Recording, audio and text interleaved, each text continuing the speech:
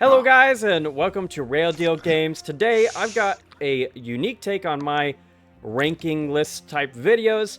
I've got a couple people that are going to be joining me today, which is not the way we typically do it around here, but you are familiar with them if you've watched our Mega Man review series.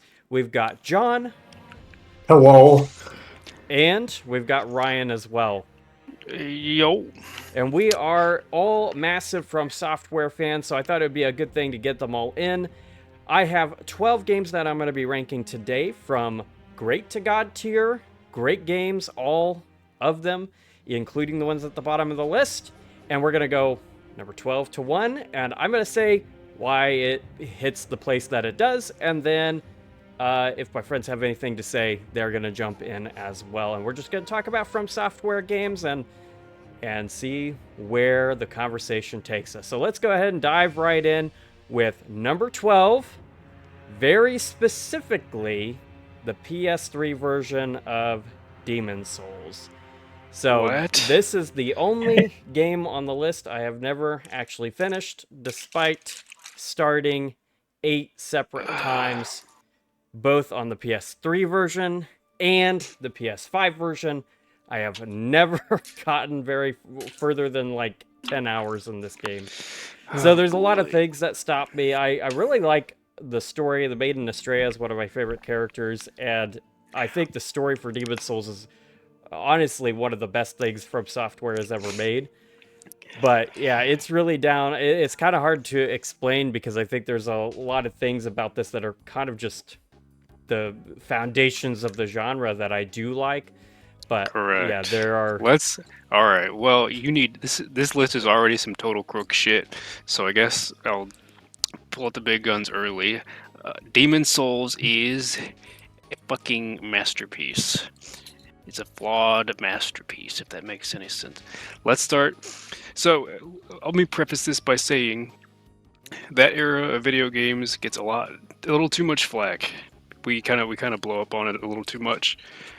Because I of am how one rough of the those start, that blows up because of how rough the start of that whole era of gaming was. Everything kind of was either a movie game or it was trying to cash grab on some Call of Duty money, and everything was kind of gray and boring. And most of the magic you found on the GameCube, PS2 era was vanishing and being replaced by dark gray. Like I love that everything has to be really moody bullshit. Brown everywhere you look. what, that was like what, 2006 or 7, 8? Started in 06. I think because FF12 was like the last thing that really captured that childlike wonder from me. Because just to name a few, like Wind Waker, FF10, KH1, FF12, all these games that kind of captured me as a young warthog. These things were quickly disappearing, right? And we found ourselves with like some good games, like Dead Space, right? And what's another one? BioShock 1, maybe? Real quick, we're going to be talking about Dead Space later this year, but yeah, I was just going to drop that in there real quick. So there's some gems there, but that era was kind of like video games kind of lost their magic for me personally. And Demon's Souls is the game that kind of helped me find that love for video games again. I was playing stuff like New Vegas and Bayonetta, but for the most part I was like, man, I don't even think this is for me anymore.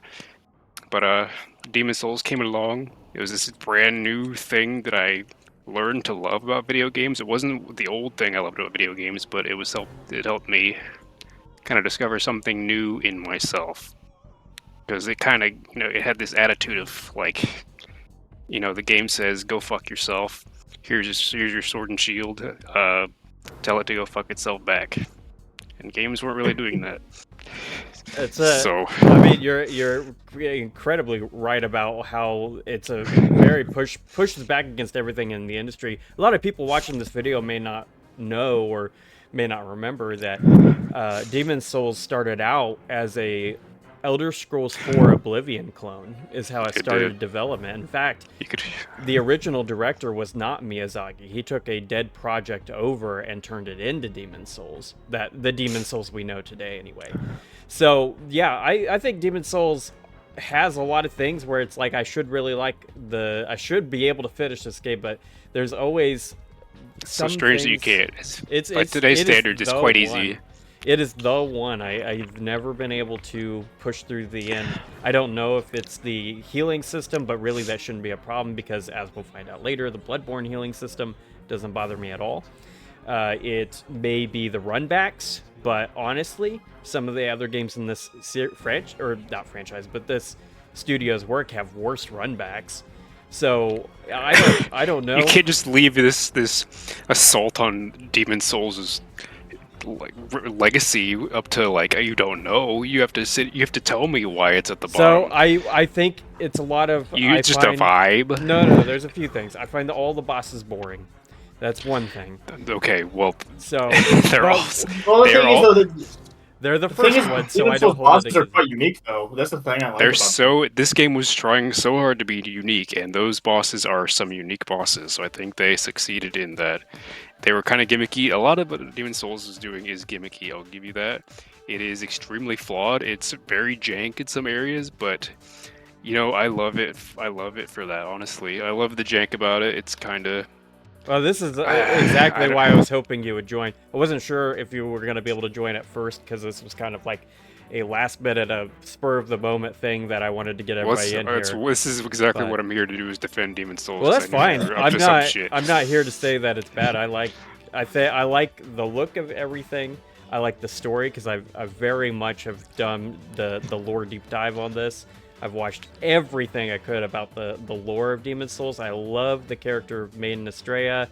I love King Alon's son. I can't remember his name right now. Oscar, is that it? It's not Oscar. It's something. No, it's something else. Oscar's Dark Souls 1. I don't remember his name, but I like that character a lot. I like his flow. You save him a few times.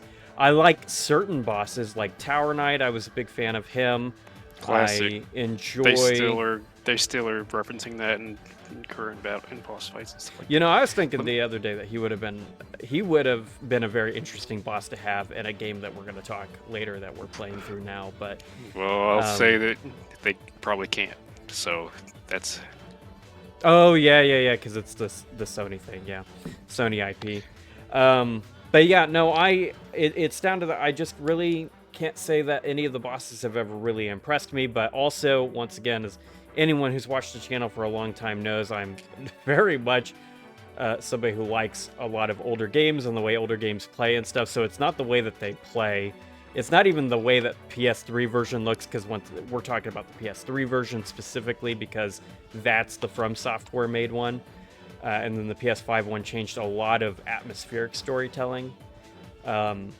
But Haven't played that one yet. yeah, and I've played the PS5 one, so I have literally. I'm watching a playthrough right now of the Dark Souls 1 differences. Let me say this about Demon Souls real fast. Go ahead. The thing that game has going on for it is it's got such a solid foundation to it. It's got such powerful fundamentals. Its sword and board, spells and sorcery fundamentals that it's got going on are still, I would say, the best. It's kind of has these fundamental gameplay things that are so solid and so good still that have been kind of lost in the Elden Ring sauce, where you're just spamming big stupid spells and attacks all the time. And it's something I wish they would simplify the next one back to Demon Souls near like that kind of level, because it's gotten so like every enemy just kind of flails around. You're casting these bombastic things. PvP is a nightmare.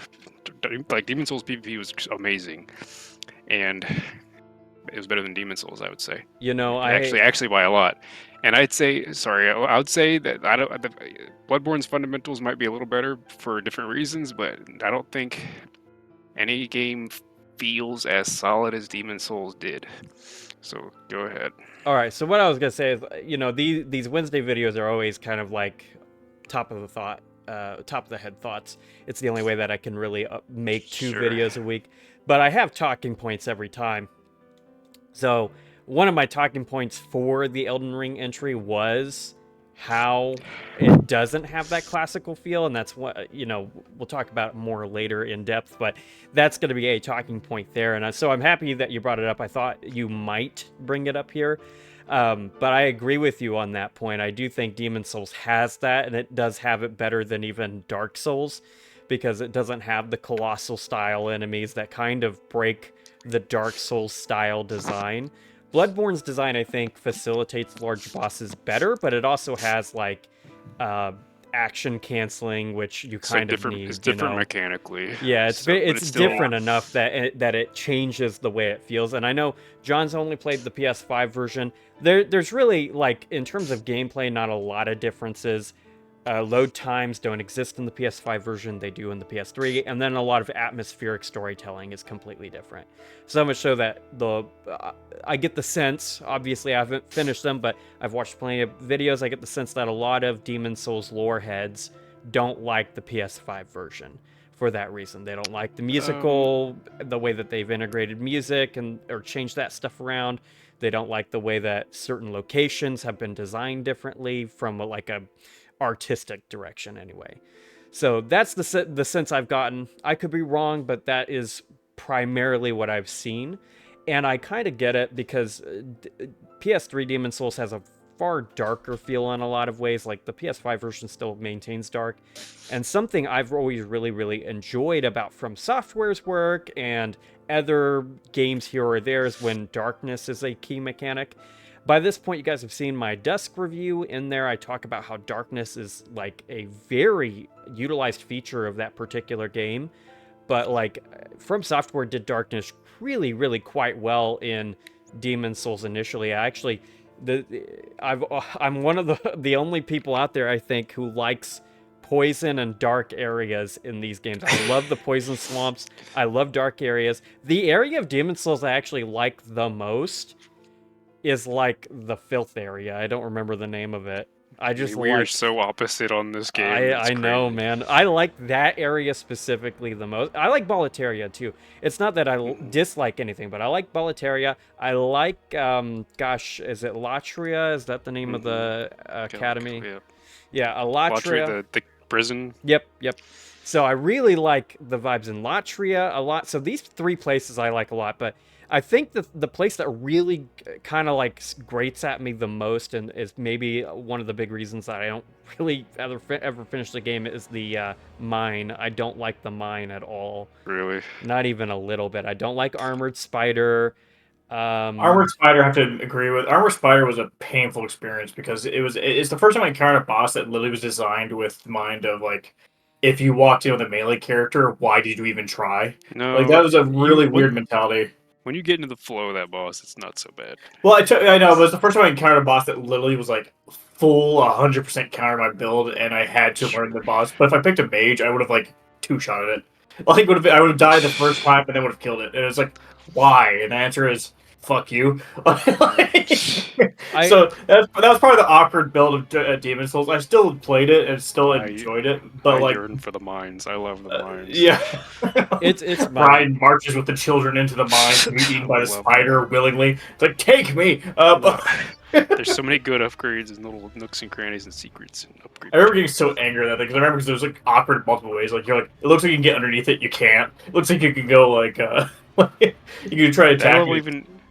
That even has baby mode. There's like baby routes you can take for people who don't. Oh, the rest of the mine was fine, actually. I liked the rest of the mine. I liked all the fact that you can get a lot of upgrade materials in there. That made me really happy. Dragon God can get fucked. That's obviously I'm not. Yeah, fuck Dragon God. That was just, like, it felt like the fucking Dark Souls fucking. That area has Flame Lurker, which Flame Lurker kicks ass. It has. I do want to talk about Flame Lurker real quick, because he, whenever I started watching YouTube in the maybe mid 2010s, like 2013, Flame Lurker had so much like reputation. And when you go back, Demon Souls is not my first Souls game. I will, that'll be obvious as we go through. It's very late. I played it after Dark Souls 3, and I went the progression. I guess the progression's very important to mention here. I went Dark Souls 2, 1, Bloodborne 3, Demon Souls. No, actually Sekiro, then Demon Souls. So So weird. Demon Souls came really, really late for me. Definitely colors my impression a lot, I'm sure. But Flame Lurker, I was like, this guy is not a problem at all. When you People weren't used to go that back, guy. I understand. I know. They're like, what is this boss? It's just assaulting me over and over and kicking my ass. What is this? This is so new and hard. Yep. But yeah, And now that's the compared to average. everything else. That's the average Yeah. Elden Ring boss now. Every Elden Ring boss is 2 times as fast as Flame Lurker. Yeah. And 3 times as aggressive. But no, Flame Lurker I thought was cool. I actually found the hardest boss out of the parts I got to, and once again I didn't finish it, so maybe there's I know the bosses because obviously I've watched all the lore. PS5. Did you play PS5 version? I played both versions. No, I've never all the way through, but I played both versions many times at attempt. What I was about to say is that the hardest boss that I think I've ever come across was the double gargoyle fight. That was the one that always gave me problems. Is hard, isn't it? Yeah, that one's tough. They even brought it back, and well, they got the spiritual successor in Dark Souls. Yep, they do. They had to. Mm-hmm.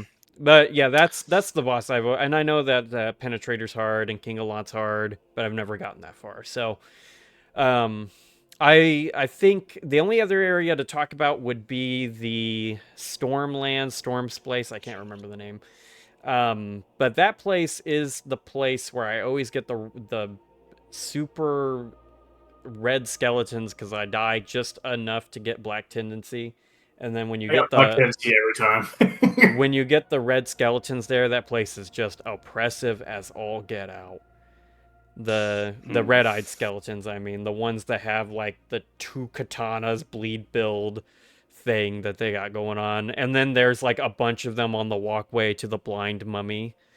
So that area always, like, I like the way it looks. I even like it when it's not in Black Tendency, but as soon as you get to Black Tendency, that place is kind of miserable to get through. The Black Tendency mechanic in Demon Souls was so annoying when I first encountered it. Because it sounds like that's like a mechanic that sort of got lost in translation, I think, when they were trying to make it into like a more of an Elder Scrolls, because they're like, yeah, the world gets more harsh when you do bad things, but it's not like an RPG where you're doing bad things, you're just kind of fighting stuff. So I think they were just trying to include it somehow, so they resorted to just deaths being the thing that activates it, maybe. Which is funny, because of course they designed the game to kill you as aggressively as possible in an environment where a lot of games hold your hand, so like, of course you're going to die. And then you die, and the reward is you walk down a passageway that you was safe before, and now there's an enemy that will one-shot you from down the hallway, and only indication you guys, you see a red guy and go, huh? And then you die again, and they're like, oh, well, another marker on the black mark, and you're like, the fuck? I remember my least favorite place was the swamp area with the multi-faced spiders, and you have to climb up a staircase that spirals. And if you die enough times, it puts a fucking mind reaver thing, tentacle boy, midway up the stairs. Who is the way that enemy's designed is it already deals a fuck ton of damage with a range attack. But it just the boys, the Mind Flayer, I think, is what he means. Mind Flayers. Yeah, Mind Flayer, and they spawn one midway up this spiral staircase, I think, to like somewhere on the boss maybe. So every time you do running back, you have to deal with this guy with unfettered access, with nothing for you to use. Great placement, Miyazaki. It literally Chef's kiss. And this literally just fucking just like boom, boom. There was several times where I'd die to a boss and then die like immediately afterwards to a tentacle boy and lose my souls, and I'm like, motherfucker. The other thing is that it's one of those things where I don't think this on its own is necessarily going to be the killer, but they pair 2 punishments for death there. It's not as bad as a later game, but they take away your max health upon death as well, which is not helpful in that particular regard, especially when you like just beat a boss, you go to a new area, and you're like, oh yeah, we'll do this, and then you die, and you're like, it starts sending you down a spiral. It's not so. Back then. Well, they had. That's another thing with Demon Souls. They had very innovative new multiplayer mechanics, because you're always on edge because you think you're about to get your ass kicked by some guy who comes into your game, and I thought that was so cool back in the day. Really? Well, yeah, because that would be new. That would be new, yeah. So that was there to kind of inspire you to go help people to get your health back, which I thought was neat because I loved the multiplayer of those games. So I was putting down my summon sign all the time. So I think that's a good point to make, So when I played the PS3 version, obviously basically no one was online. I think I saw like one Spirit Shadow over the whole time I tried to play the game. So like basically no one played the PS3 version. The last time I attempted the PS3 version was like maybe right before the PS5 version came out. So yeah, there was like no one online. So not having this is the type of game where if the online's not there, it definitely I could see tarnishing the experience a lot. Whereas now with in a post Elden Ring world, I'm not sure how a lot of people are playing the PS5 version either. But yeah, like I said at the top of the list, I don't really think any of these games are bad. There's just the combination of the bosses and some of the mechanics in Demon Souls, which conceptually I don't even dislike from a conceptual standpoint. I just never finished it. Never got through. I usually got to a part, usually right after Flame Lurker, where I was like, I think I'll put it down for a little bit, and then I just never went back to it. There is a video that I'm planning to make next year after we play Shadow of the Colossus, whenever that happens. I'm not sure. We got to finish our Mega Man series first. But I was thinking about taking a look at remake versus original. I think Demon Souls should be could be a good justification for trying to go back to Demon Souls for the channel. So maybe I'll try it again, maybe I'll sing a different tune. But if anyone else doesn't have anything else to say, I think we should move on, because I'm sure we got some big, it's enough time on big Demon discussion Souls games here. that I had to get my punches in its name. So the number 11 for me is going to be one that I don't think either one of you guys have played, but it's going to be Kingsfield 2. Kingsfield 2, We're like, Kingsfield who? Sorry, go on. Kingsfield. Fucking funny, Ryan. A lot of the people who worked on the Kingsfield games 1 through 4 would end up working on Demon Souls and Dark Souls, and you can see a lot of that identity. It's not from Kingsfield 2 specifically, but there are, like, New Londo is just from Kingsfield. It's just pulled from Kingsfield. The name Dark Soul is pulled from Armored Core. Like, a lot of the people who were developing at FromSoftware would obviously go work at the other FromSoftware property, and a lot of those ideas would transfer through. So I actually think you can see a lot of the Souls identity in Kingsfield 2. It doesn't have certain things in it that are kind of the core features, bonfire, Souls, stuff like that. It is just a dark fantasy adventure that is very slow and very much is trying to be the action version of Wizardry in a lot of ways. And I think, relative for what the experience is, it's got a very decent story. It does a good job of representing its game mechanics. It's difficult, not near as difficult as FromSoftware's other works. In fact, if we were going to say difficult is the average modern FromSoftware thing that they go for, Kingsfield 2 would actually be pretty easy, I think, in comparison. And it's one of those things where I think FromSoftware has only gotten harder with time in a lot of ways. With a lot of the things that they designed. But this is definitely a game that I really enjoyed, and I do want to go and play 1, 3, and 4 at some point. 1 is very easy to get on. Well, they're all rare, but 1 and 4 are much easier to find than 3. I'm led to believe 4 is incredibly rare because it had a very limited run on the PS2. But number 10 here is going to be a game that I'm sure we all have plenty to say about, and that's going to be Elden Ring Nightreign is going to be number 10 here. So, there you put it so low, you son of a bit. No, I fully fucking understand. I love this piece of trash so much. I like it too. Could have been said better. It could have been said better. I mean, I am titling the video, and I did start out at the beginning saying the list is great to God tier, not worst to best. It's great to God tier, because I don't think any of these games are bad. And I think Elden Ring Elden Ring Nightreign, which I'm going to just refer to as Nightreign from here on out, just so we don't have any confusion, because obviously Elden Ring's coming. So Nightreign, I think, very unfairly hated in some capacities, very fairly hated in other capacities. The capacities where I think it is unfairly hated is people wanting it to be something it was never trying to be. Something it was never even marketed to be. It was not marketed as an Elden Ring. It was not marketed as Elden Ring 2. People who expected Elden Ring 2 obviously were going to be disappointed. It was not marketed as a straight up roguelike.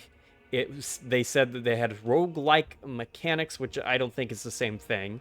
But then it also, a lot of people really jumped on the train of this being having battle royale mechanics, and the only one that they have is the ring. That's pretty much it for the game. And it has roguelike mechanics, but I think John would agree with me in saying, and disagree obviously if this is incorrect, but I think he would agree that does not have the meta progression elements that you would expect from a proper roguelike. I think a they lot can of improve ways. on that for a better experience. Go ahead. It would be described as a roguelite. It's a yes, that's what I meant to say that whole time is roguelite. A roguelike is one that basically is the purest form of, like, you play the game, you have access to every resource at the very beginning. Every run is the same as the past, except for the generation is different, and whatever character you generate is different. Roguelite is what this is, which is where every playthrough you gain access to a resource or upgrade or something or character unlock that lets you usually improve or mix up your further playthroughs, i.e. the relics. Shit.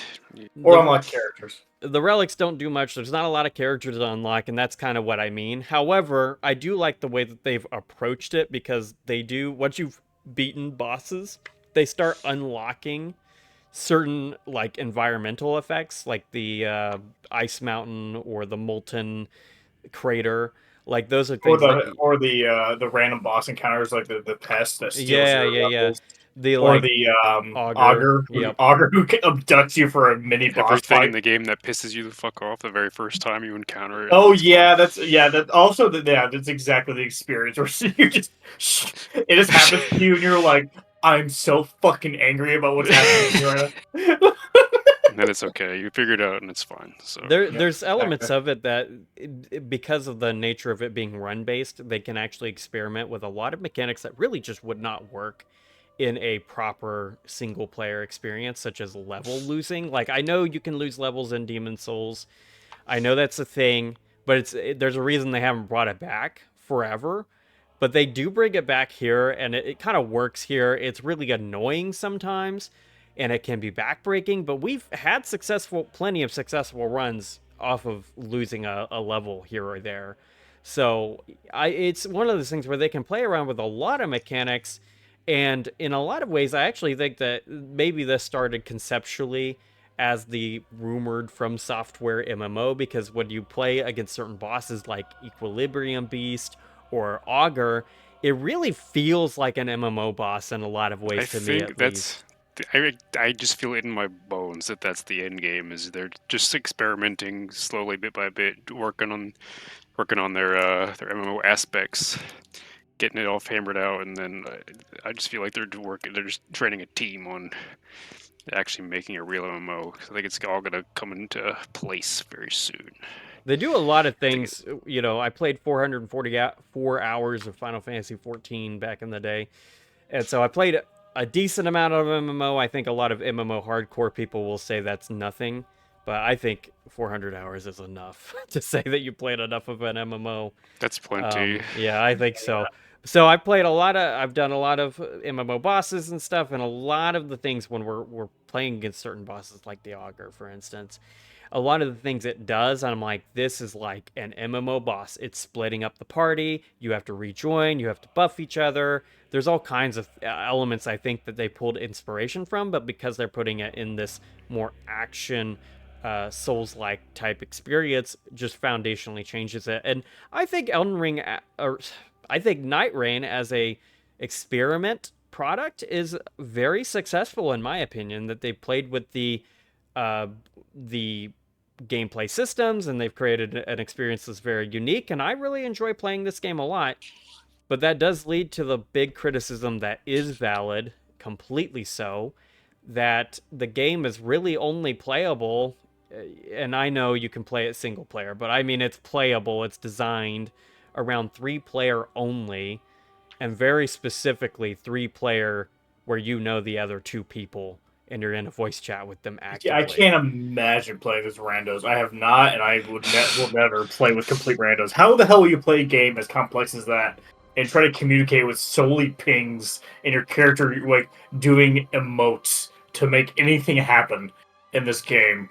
where you have You to be just like, you just wait until you get your god run where you meet like some total legend and he solos it without you guys and It's you just what. get lucky.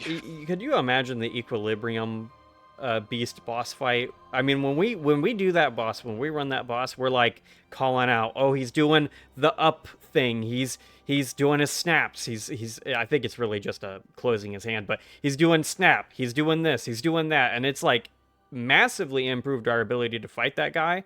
But like, imagine trying to communicate just the all of the mechanics. Like when Augur starts dropping nukes, communicating that when somebody's not looking directly at him, they're dealing with something else, would be borderline impossible with the way they designed it. The other big criticism that I personally also have, I mean, I've never had the 3-player problem because I'm fortunate to have 2 friends that also want to play Nightreign. But the anyone true else, hard mode, the hardest game. It's the hardest game in this series because the true difficulty curve is if you have 2 friends. Have friends. you have to have friends. Oh no, the true final boss for Dark Souls fans. Yep.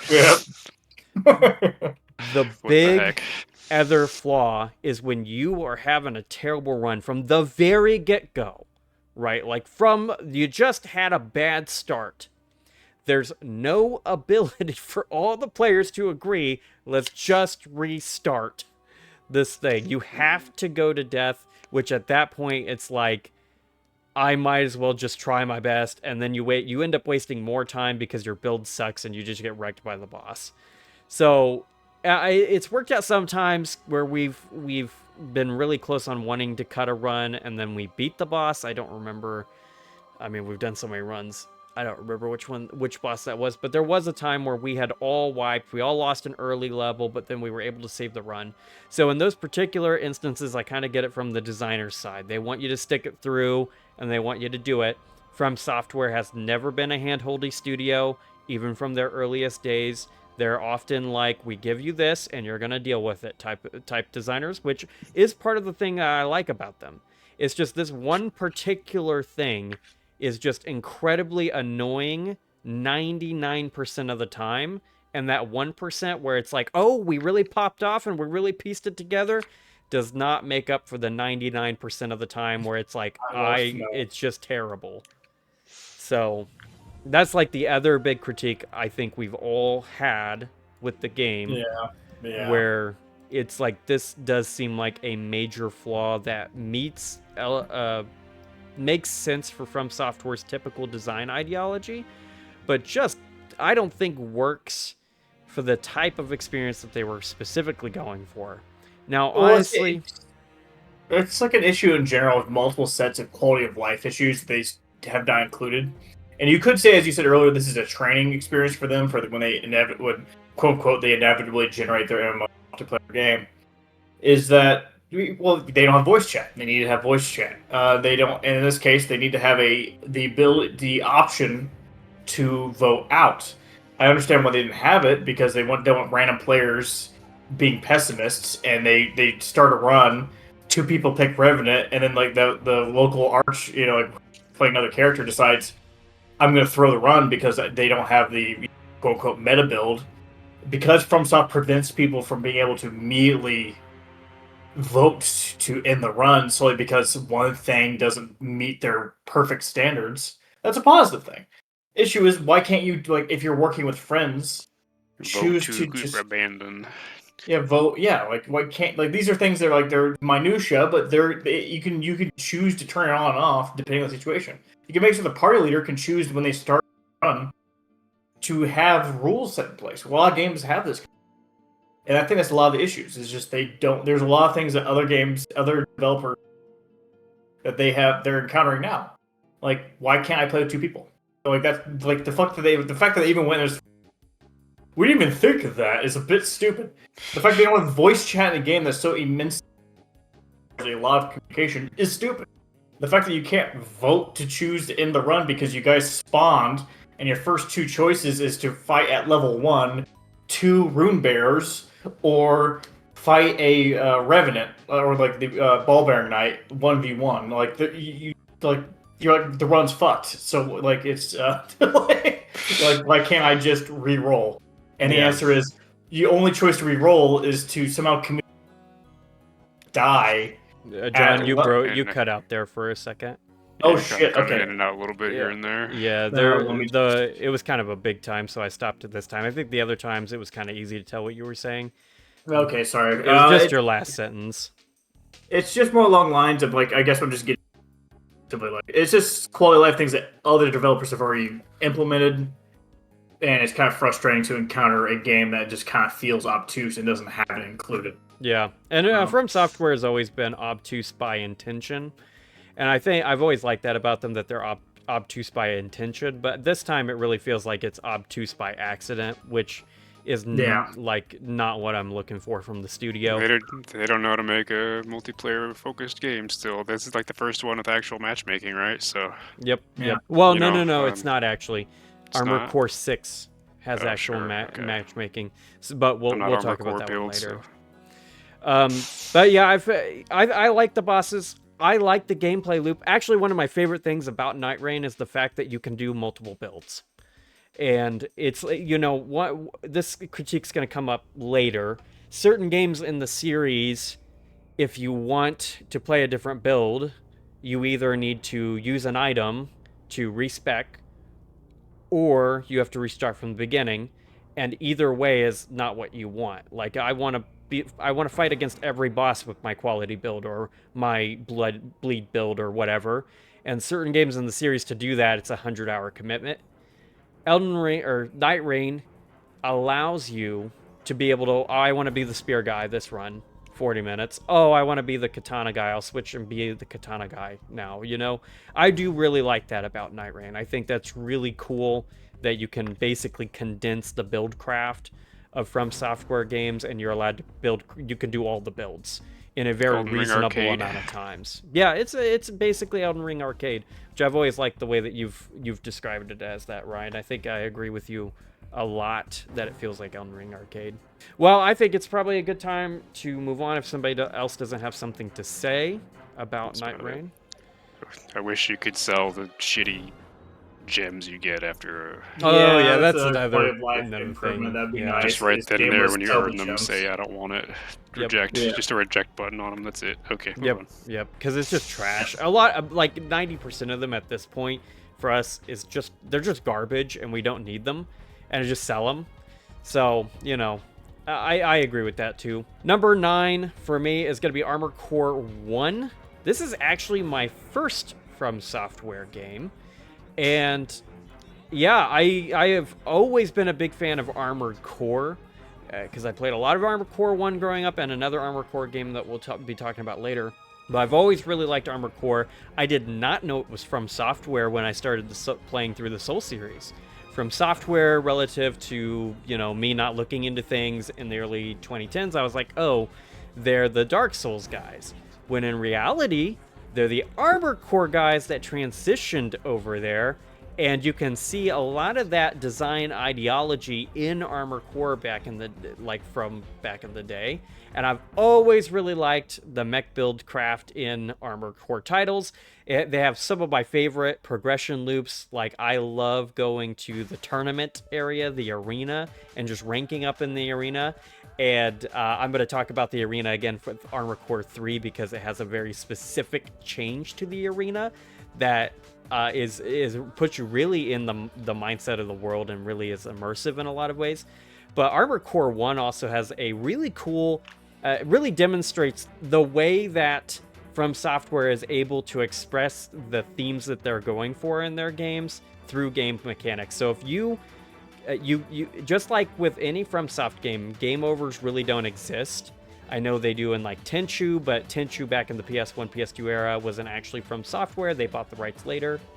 But for Armored Core, you can't really game over. Eventually, you go in debt so far if you're really sucking that they end up putting you through a forced surgery called the Human Plus Project. And then it resets you to the beginning of the game with a permanent buff on your person, and you can If get you suck enough to get they make you they like in game fucking get Easy a mode is forced forced buff. upon you. Easy That's mode is amazing. forced upon you, yes. And what's even more interesting about this is that you can get like 9 or 10 of these buffs. And this is even more interesting. So if you want easy mode, all you have to do is wipe an armor core like 9 times in a row. You get a special cutscene. It resets you to the beginning. You get to keep all of your equipment, by the way. So it's literally just being put back with all of your equipment. The thing about that is, the final boss, which I assume is fine to talk about, I didn't put the spoiler warning, but I'm talking about a game from 1997 right now, or 98, Spoiler or whatever warning. it was. The final boss is called Nine Ball, if I remember the name right, and Nine Ball is an AI bot that was the top of the leaderboard in the arena, and he's literally an AI, and the story of the game is they're trying to train a human up to the highest ranks to see how they can make the AI better than what the humanity's best possible person is. And that's what the thing is trying to do. So the first time... It's too real, man. It's too It real is nowadays. too real. It is too Can you real. imagine? But it's not over yet. So the first time you encounter Nine Ball, you can kill him.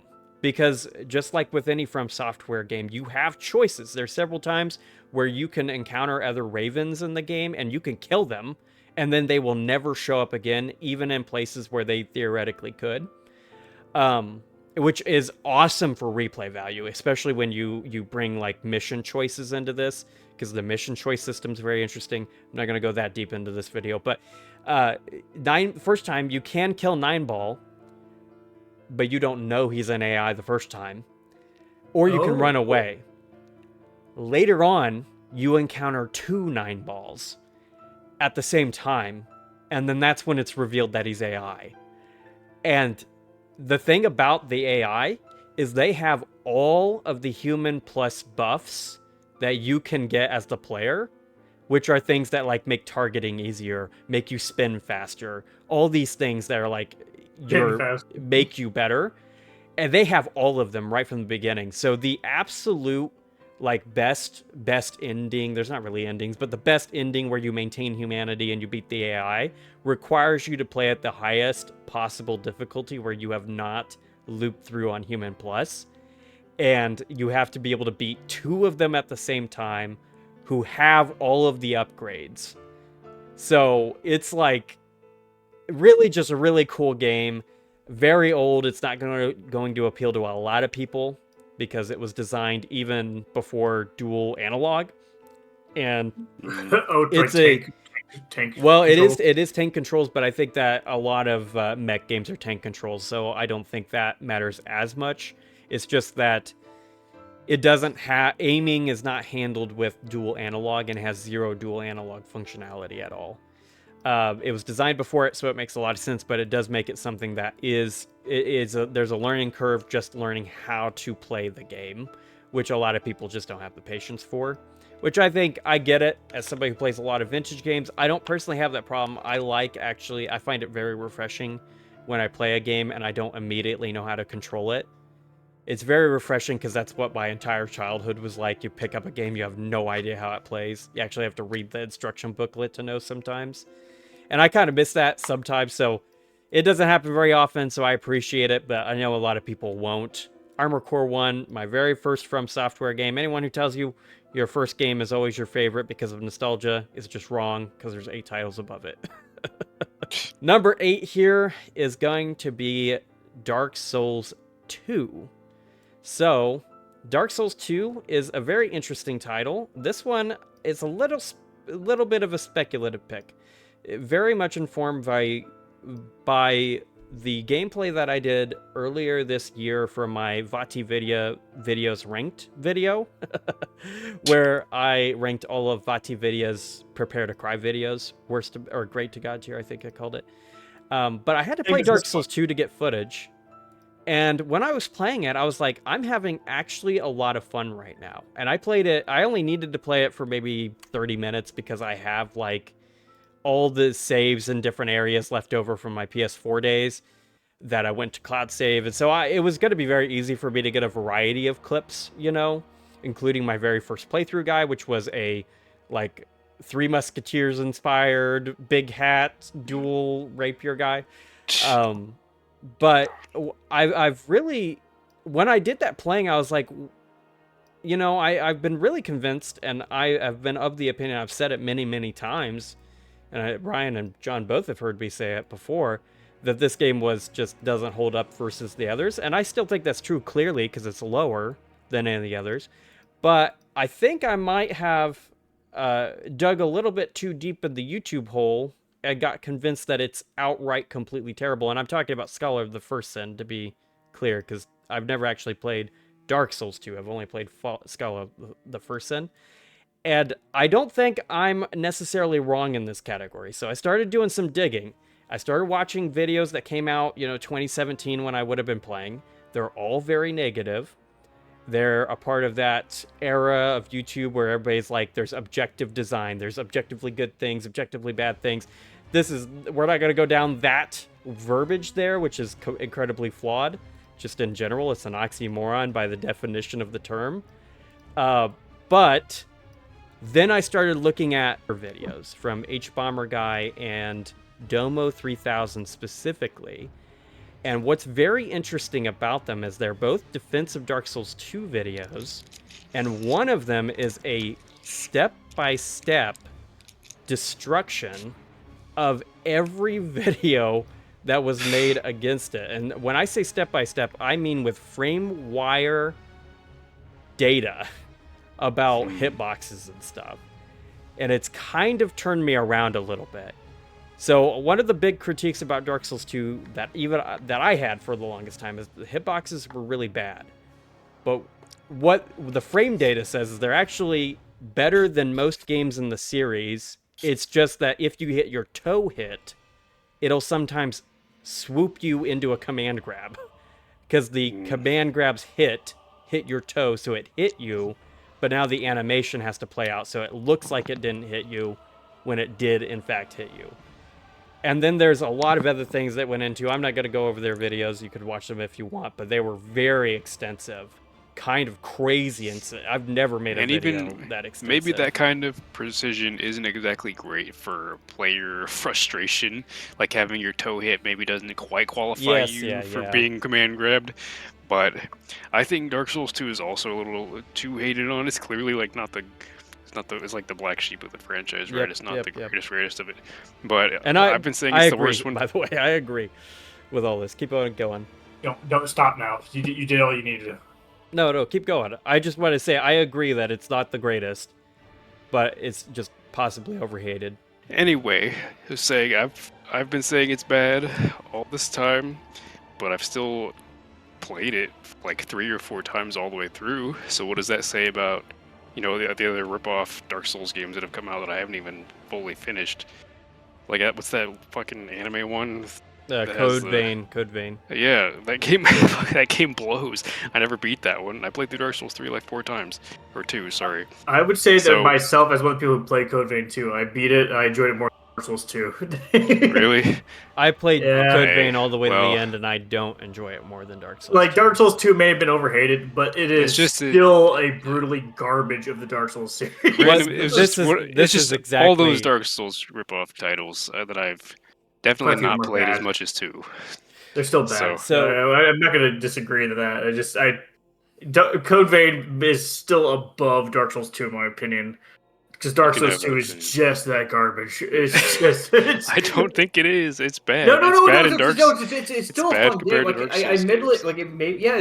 That's the. Oh, I'm so happy I had you. Because this is the exact thing, right? We all have said or are saying right now the game is bad or garbage, with immediately the very next clause is relative to the other games, but it's a fine. Like, that's the funny thing about this. I still played over the ripoffs from other developers. I played Surge, and Surge was a terrible experience. Surge was not good. Surge 2 was better, but I still didn't even finish Surge 2. Actually, the Surge and Surge 2 and Code Vein are the 3 games that made it so I don't touch.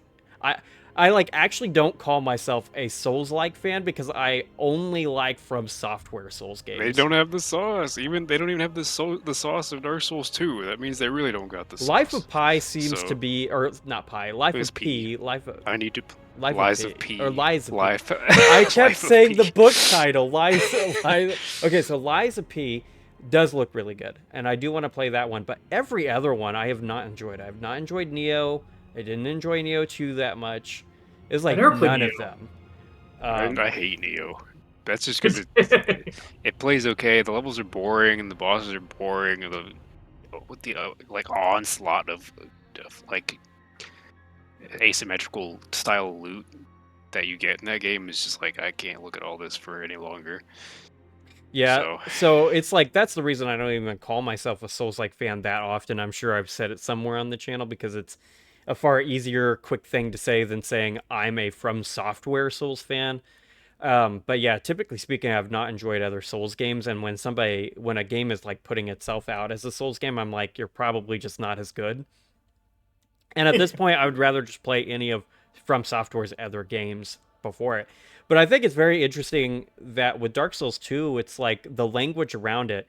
You know, if you're not somebody who's familiar with all of the games in the series, let's say you just got in with Elden Ring, and somebody is like Dark Souls 2 is garbage, and they don't say the second part relative to the other Souls games, you'll be led to believe that the game has no value whatsoever, which I just don't agree with at all in hindsight. It's something where I really feel like I was gaslit a lot by like the people talking online, and the kind of like the fact that I started with Dark Souls 2, I was like, oh, I can't be right about this because it was my first one. But going back and playing a bit to get footage, I'm really left with the impression that I actually do think this game is pretty good and fun at times. It's just, I mean, it's number 8 on a list of 12 games. So I'm not here to say it's the best game ever, but I do think it's great. I would call it a great game. This would be in the slice of the list that I would call great, not God tier yet. But yeah, I like it a lot, and I would be happy to review Dark Souls 2 at some point on the channel in the future. I just don't have time. You know, a fun little trivia fact, I've got a video that's going to be coming out maybe next month of my top 25 most played games of all time. I was very surprised to see this, but Dark Souls 2 Scholar of the First Sin is on that list. Really? Yeah, at 114 hours, I think. I could be wrong. I don't have the numbers in front of me. But it's like 114 hours. And so it is one of my most played games by technical definition. I mean, it's wild. It's one of those lists where the top end scales way higher than anything else. Might actually be one of my top 10. See, you're just talking about the single player implications of the game. This might be a hot take alert, ring the bell, but I think I'd say Dark Souls 2 still has the best PvP of all the games. I don't think I spent that's a so hot much take. time playing PvP. It might not be actually by the like, you know, Elden Ring's PvP. What even is it? Is it real? I don't even know if it exists. But there's definitely people with channels that only cover Elden Ring PvP, but with the insane fan base that came in fresh from Elden Ring, I think that just makes sense. But yeah, the only defense I've ever heard of Dark Souls 2, even in the era where everyone was negative about it and you couldn't find one positive thing said about it, was that the PvP was good. That was always the concession everybody made. And I wouldn't know. I don't play PvP in these games. I spent a lot of time in PvP shenanigans. I spent a lot of time in that arena. There's a certain segment of Dark Souls 2 where you get to basically be like a supervillain with your own lair, and you force other people to invade you, and you set up a bunch of traps. And I remember I got summoned by What? I got summoned by that. Some fucker with the rat, with the Rat King, the Rat Covenant, brought me to their world, sat on top of a giant tower, You just waiting for them to fight their own Elephant Man, and then after I fought the Elephant Man, I started fucking raining bows and arrows and pots of poison. It was at so me. fun. I just dressed like I dressed up in the most evil supervillain costume I could, and just shot people with arrows while they fought like, because all the enemies in the area stop attacking you and they'll only attack your invaders. So unless they have they have to have a branch or something to flip that around. Is that right, or is that a different game? No, they have to fight through the whole level to get Dark to Souls you. 3 has the ability to It's Dark Souls 3 that has that. Okay, I couldn't remember which game had the mechanic where you No, could the flip Giant's that around. Teeth is Dark Souls 3, and it wouldn't even work because it's I mean, I guess it still could work. But yeah, We'll talk Dark about Souls that 2 later. Dark Souls 2, you can use like a thing. They have those like bonfire aesthetics, so you can like increase the difficulty of the level. That's So what if you it beat, was. Oh my gosh, you just so you, unlocked a memory of mine yeah, of somebody who like did soul level 1 or something and they got to NG plus 15 and then bonfire aesthetic all the way up and then got people to invade them and they got one shot by everything. by the yeah. Well, I would only get to like level. I'd make my lair level 2, and the invaders would just have to fight just bullshit. And it was always very satisfying. So that's another. Dark Souls 2 has its moments. So I didn't know anything. I knew that people said PvP was good, but I you know, having with the hindsight of watching the videos in favor of Dark Souls 2, I do very much recognize that a lot of those videos are probably people who didn't really dive into every system. And something where they're like PvP's good, they never ever mentioned that. And when I played Dark Souls 2, I didn't have internet, so I didn't even bother to look into like the internet features. But they never mentioned that particular aspect of the game. I'd never It's heard that just a before this very. moment. It's a niche little corner of the game that you can choose to interact with, and it's super fun if you do. But it wasn't like a huge segment of the game. It's just like this little offshoot activity. So it was fun. There's lots of little things like that in that game. So everybody's first Souls game always has that boss that you get stuck on forever, you know? The boss for me was Blueberry Demon. Because Dark Souls 2's bosses are not hard at all. Even Spelter Demon isn't that bad. But Blueberry Demon is ridiculous. Literally. The base game bosses are fucking tofu, and then anything the DLC wrecks you. It's like, that's the one boss. And then Dark Souls 2 has some of the worst runbacks in the series. In all of FromSoftware's work, and the absolute worst one. Oh, the Blueberry Demon runback's terrible, but the worst one is the two ice lions runback. So that one's terrible. I forced myself through it because I said I wanted to be able to beat every boss in all of the games when I started playing the franchise. You know, fun. This is another fun fact I just thought of. I played 444 hours of Final Fantasy 14, like I said. The reason that I stopped, the reason it's the 444th hour marked the end, is because of Dark Souls 2. I started playing Dark Souls 2 because John's like, you really got to play these Souls games. Ryan and I were pretty fresh friends at the time, and he's like, you got to play the Souls games. And then I had another friend who we called Jake Cakes. He was also like, you got to play the Souls games. And I was like trying to figure out the order. And so everybody was like, Dark Souls 2 is bad. So this already, I think, is where I think this gaslighting began, or this convincing that it's bad, is that it was introduced to me as somebody getting into the series that this is the worst one, but the easiest, so you should start with it. So I did. And I think that I went into the game expecting everything to be kind of bad. And then I left the game kind of with that impression, you know? So I think that... I mean, admittedly, it does have a lot of shitty mechanics. It does, like... That make everyone hate it. I don't... Like... Go ahead, John. I mean, it's just, you can't argue against some of the parts that are just fucking garbage. Like, it doesn't even feel as smooth as Dark Souls 1. I think they could have fixed half the issue if they would have just made it feel better, as good as Dark Souls 1 did. Yeah, I agree with you there. And I also think there are definitely things that were serious problems with the game, like the losing max health every time losing you die. max health, the limited nature of humanities. I know you can grind for them, but the fact that they lock a boss behind such it's an infinite resource technically, but the amount of grinding you have to do really makes it annoying. Where you can't fight the Darkstalker without sacrificing, I don't remember how much humanity is off the top of my head. It's like 10 or something, or like it's a lot. It's an unreasonable amount, especially since there's like no evidence going through the game that that's going to be a thing you need to do for a secret boss. And then you may have used them all up, and then like, what are you going to do now? Sit here and grind, I think it's rats, to get humanity. There's always rats. Something like that, I don't know. It's been a while since I've gotten that deep into that sauce. Yep. So there's definitely things about it, and I'm not here to say that this is secretly the best game by any means. It's not even close to number one, but it's just not. It's not as good as their other work, obviously, but it's just not the trash, absolute unplayable garbage game that I and a lot of people may have said in the past. I don't think after playing around with it a bit, I had a lot of fun getting the footage for the video, and it did reinvigorate some level of interest in maybe playing the game again at some point. So let's go ahead and move on. We got another big discussion game coming up here. Number 7, Elden Ring. Wow. Yeah, That's wild. That's a bit crazy. Okay. Yeah. Yep. State your case. All Let's right, hear so it. this is the end of the great games part of the list, I think. The great games half of the list. It's the top end of that. So I'm probably the lowest on Elden Ring relative to everybody else here. I am not the lowest in my friend group. If Jeremy, if you're watching this, I was hoping you could be here to help me out a little bit. Jeremy, if you're watching this, get good.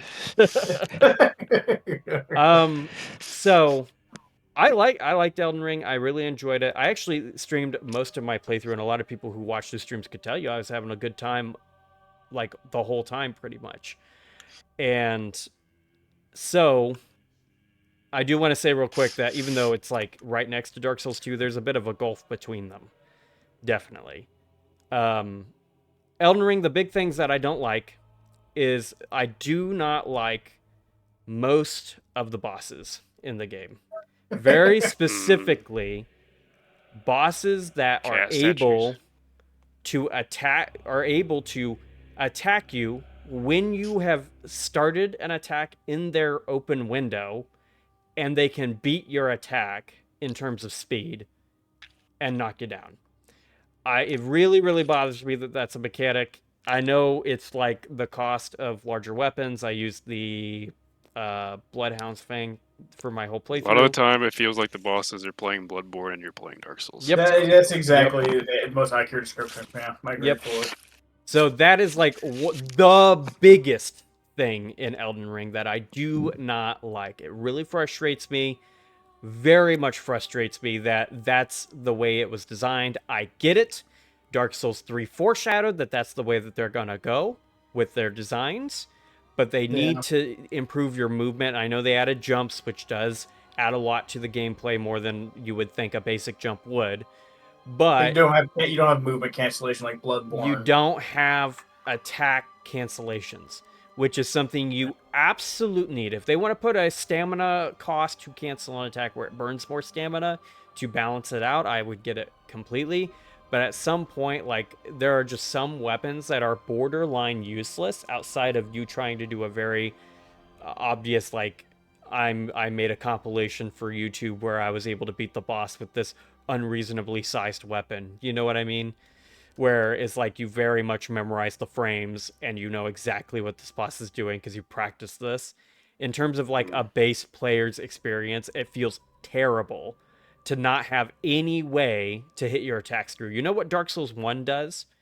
It has a mechanic that for some reason FromSoftware, actually, not for some reason, I'm pretty sure I know the reason.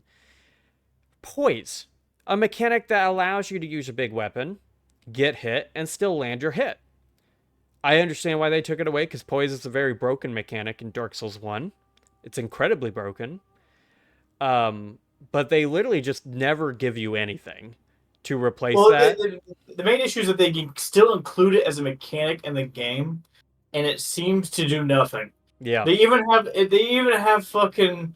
What's it supposed to do with a 15-hit combo that everything does? You know. In the first. Here's the thing: if you like, ideally, what I would want, I think what most people want, is when you equip heavy fucking armor, you put 50 or 40 fucking points into stamina to even equip it, and it says, and it tells you, it pretends to tell you, look at all the poise you got, and then a single midge with a dagger that's falling apart pokes you lightly, and your character goes, ah! It's like, and you fall backwards, and you're like, what the fuck is the point? And and the true answer is that they just stuck to hyper armor with certain weapon skills. So you'll fight PvP some fucker who walked in naked with the correct weapon with the right hyper armor, and they'll just like fucking poise through your shit. And then if you happen to walk towards them, they flick you you'll fucking stagger. Like, John has like 4,000 hours in Elden Ring, viewer. yes, for sure. I It's have no. I probably do not closer play to PvP 500. though. I'm PvE motherfucker all the way through, so I cannot speak for PvP at all. I played some. I helped people fight bosses a little bit, but I didn't go around with like a fucking rivers of blood and hunted down other people. I just never did it. Blood Boys. So there's Yeah. this is kind of an interesting thing because Nightreign actually does seem to do poise, almost in the classical sense. Because when I'm playing Guardian, for instance, and I'm doing a It's basic like the swing, boy's character. I won't get interrupted in the middle of my swing. But if you do that in Elden Ring, you'll get interrupted every time. And it's just Yep. it just feels terrible, man. I understand the balancing. I think I get the reason for why they chose to design it that way. But it doesn't change the fact that it feels terrible, kind of like what we just talked about in Dark Souls 2, that even if the hitboxes are right, and they're more right than anything else, it doesn't change the fact that it feels bad when you get stabbed in your toe and command grabbed it out of something by a whatever. Yeah. But with Elden Ring, it's like every boss is like this. Every boss interrupts. I had to just have a smaller weapon around just so I could fight certain bosses because my Bloodhound's Fang literally could not hit them. I could not start the swing.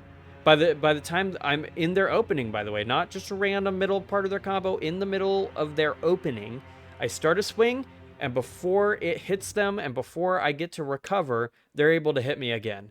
It is miserable, absolutely miserable sometimes when you're trying to fight. And I get it. Elden Ring has built-in mechanics like you being able to change your build and stuff.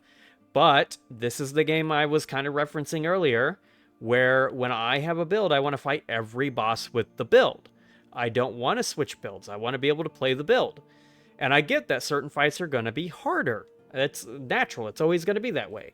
But it shouldn't be that way where like 80% of the boss fights have these attack combos where certain weapons just are unusable. It feels terrible. Even if I think I understand the reason why they designed it that way. And this is the game. That's like my big critique with the game. That's like the big thing. The second thing is that the game is just too long. And I get it. It's great for people who love it. And I like it too. But it's literally a game I will probably never replay because it's just too long for a playthrough. I've gotten my time out of my one playthrough. I was gonna say this game gets like the most ethical gaming practices award because you spend your money and you get like so much game. It's crazy. I agree. And I think it's really great how much they've decided to give you. It's like so. What's the word I'm looking for here? I don't know. It's just like there's so much. How does a $60 game have this much actual shit? Oh, that's $10 under the standard now too, which is even better. It's like, but it's like, I know not all of it's perfect, but I think it's really. My vocabulary is not working, but it's just like so. I don't want to say brave. Oh, I agree. So brave. They're so brave. I agree completely with you on that exact point too. My critique about the 100 hours is more a byproduct of me having a full-time job than it necessarily being something where I'm like, the game is crap because it's too long. I would never really say that about a game. This is just when I kind of prize replayability. I like to play games and have a full experience all the way through. Elden Ring is a game where I cannot have a full experience with the game anymore. Or it's unlikely I'll ever be able to just because how long it is. But one playthrough of Elden Ring, I could play Dark Souls 1, 3, or 4 times through. Or I could play Sekiro 5 times through. Or Bloodborne 4 times through. And that's kind of the point I was trying to make there. Is that when I'm thinking about like what I look for in games, me specifically, it is I want a game that is not only great but also replayable. And that's the part where I think Elden Ring is a little bit tougher. It's great content, great dollar for content that you're getting. I think that's wonderful. Honestly, if I had this in high school, that wouldn't be a concern. I would have played this as much as I played the RPGs of the like open world RPGs of the era, like Fallout and Skyrim. But that's a byproduct of just me being 38 with a full-time job. Well, here's the thing is also, Brian, so you have a tendency to play games at a prestigious rate.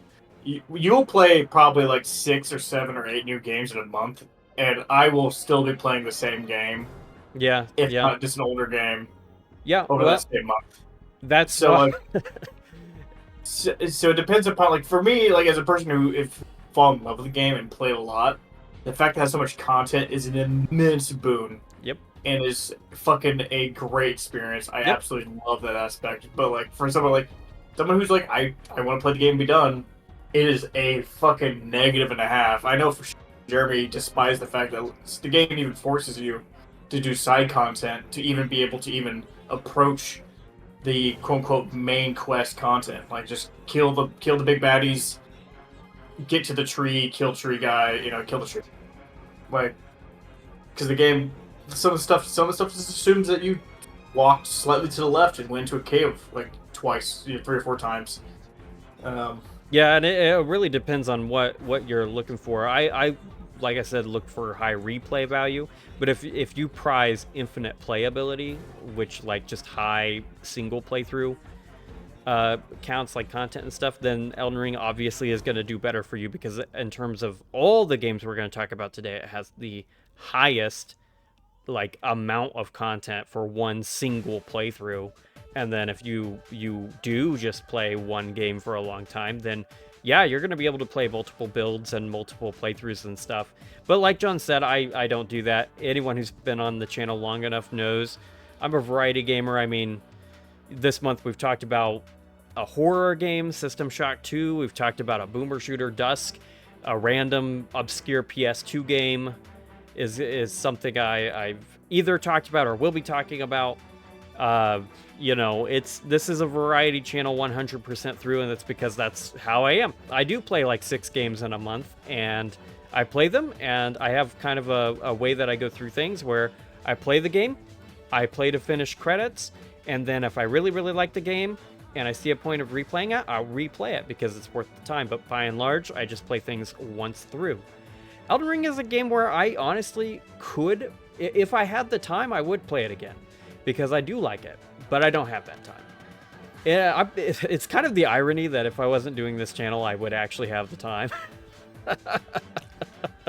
This channel burns so much time that all of the time where I would be able to play a big RPG like this is going to the channel because, I've got my full-time job, and then the channel's like part-time work. It's like 30 hours a week almost. And then I'm in grad school too during the year, so it's just very busy. So, it's one of those things where I don't use... some people in the comments, I know it's going to happen because I've made enough videos. I've made over 100, so somebody's going to be like, it's your personal experience. It's not the objective truth of the game. I'm not here to tell you that it being so big is objectively bad. I would never say that. If I would say that, then that would go to a lot of games that I like. What I'm saying is that it doesn't work for me in the place that I'm at in my life right now with how busy I am. And then let's say it was the same length as Dark Souls 1. And this is the way I kind of thought through it when I was making the list to kind of be fair. Even if it were that, I think I would still play Dark Souls 1 because of the boss problem, or the problem I have with the bosses. So that's kind of what I was thinking. And then the only other thing to talk about, I think, is the DLC, which the DLC will have to talk around a few things because Ryan has not finished it. But it's okay. Spoil whatever. It's fine. Okay. So the DLC I thought was really, really quite good. I thought a lot of the complaints that people had with the DLC or criticisms of it, I did not agree with. I thought the scattered tree fragments weren't that bad at all. I actually kind of liked them. And by and large, I enjoyed most of the things the DLC brought to the table. John and I both have a boss in mind that we didn't like. Piggy man. Is he on a... Oh yeah, he is on a pig, isn't he? He's not and on whether or not you like or dislike a boss might be like entirely up to your chosen playstyle from the get-go. Because if you choose a Dex guy and you have a katana, you might not have any of these issues that people are having that you have with this. Absolutely. So just kind of keep that in mind. No, the 2 bosses I hated were 2 bosses where they hit the hitboxes for their abilities felt like bullshit or very hard to gauge. The hitbox Where on like the pig is actually stupid. yeah, we looked it up. There's actually a wireframe video indicating the hitbox in the pig, Ryan, and it's so bad that Commander something. there's a specific dodge you have to do even to have a chance to dodge it consistently every time. It's that bad. The It's like hitbox extends beyond the model of the enemy. by like 1.5, and then the pig has two horns, so you have it, that also hit you, and as you're dodging, its head will follow you, and the horns will stay on top of you, so when you get out of your invincibility frame, if the tip of the horn is still in your toe when you're ending it, you still get fucking plowed for like 3/4 your HP. What's that toe talk here today? Well, it's that particular boss is actually guilty of the exact thing that people criticize Dark Souls 2 for, where the hitbox does not match the model. Yeah. It doesn't feel as bad because it doesn't look funky when it hits you necessarily, but you can tell that it's like that should not have hit me, and it did. Yeah, and that and the hippo for me, the hippo boss. Like, there's a time where like one of its moves is where a fucking hippo lands on top of you from the ceiling, and I'm like, when do I dodge? At what part of the hit frame do I fucking dodge an entire fucking room-filling hippo landing on me? By the way, it's covered in these giant objects sticking out of it. Which part of the giant objects is the hitbox? I have no clue. All I know is when it does it, I guarantee lose 3/4 my HP, because fuck me. And then also its grab animation is fucked up because if you're across the room, it runs fast, and if you are close to it, it runs slow. Which is, it's like, oh, that's nice, right? No, because if it's moving slowly, and you go to dodge it, it's still, the hitbox is still on top of you, and then it just bites you for free. It's just like, you're like, oh my god, this is so bullshit. And that was my main issue is those two bosses. It's just fucking like, the hitbox is. It's one of those two bosses where I'm like, fuck it, I'm summoning, because I normally try not to. But then I'll just be like, I don't respect this boss, because I don't respect its like, attack, like its hitboxes. So fuck it, I'm summoning. And then just kill it as fast as possible. And I think that's definitely one of the things where Ryan was talking about where the build can change things, because that boss did not give me any problems. I beat it first try, and it wasn't a problem. But then I encountered a boss that gave me a problem that John really enjoyed. I did not like Mesmer at all. Mesmer, yeah. Mesmer was I very much did not like Mesmer. And Miyazaki intends for people to be creative with how they beat things. So I don't think that's kind of like a nitpick of yours where you wish you could just beat every boss with the same thing. I don't think he really intends that. I think he intends on you figuring it out, like a different method for lots of stuff. Could be. I mean, if you don't like it, you don't like it. But that's. I think there was an interview where he commented that, because he commented that he was able to beat the game with, and he always quoted saying all the resources in the game. Yeah. Summons, you're using you're eating the liver that gives you resistance to the damage. You're equipping every talisman. You're switching your armor to increase your resistance specifically to beat the boss. Yep. And that's why I fought Bismarck. I literally had like. My character could cast spells, so I cast anti-fire resistance, and I had all the talismans that gave me fire resist. I ate the liver. I drank the Kool-Aid, and I literally got like 95% fire resist. So when he hit me, instead of like Brian, where Brian would get hit for 3/4 of the HP with one hit, I would get hit for like a sixth. That guy killed me in 3 hits every time. And Miyazaki would say that's fair, and he would be like, "Good job figuring that out." So it's just something where I think you're right. I just don't like that. I don't want that from a experience like this, because the other ones you're so resource tight that you can't do that. You just have to go with the build and finish the game. And I prefer that, because I actually prefer the challenge where it's like certain bosses in certain games are harder if you're a mage build versus if you're a heavy weapons build, and so on. I think his intentions were probably like, this game is so long, we have to have a little bit. It probably is too, because it is long. So if your build just doesn't work, he needed to give you a way to work around that. It's just something where I don't necessarily like that particular aspect of Elden Ring's design that other people very well could like, for sure. The other thing to talk about here would be the final boss of the DLC, Promised Consort Radon. This boss I actually thought was pretty cool for most of it, but this is like a personal problem, 100%. No excuse here at all, where his second form just blinded me all the time. The lumens on his second form were the light. Like, I just literally could not see.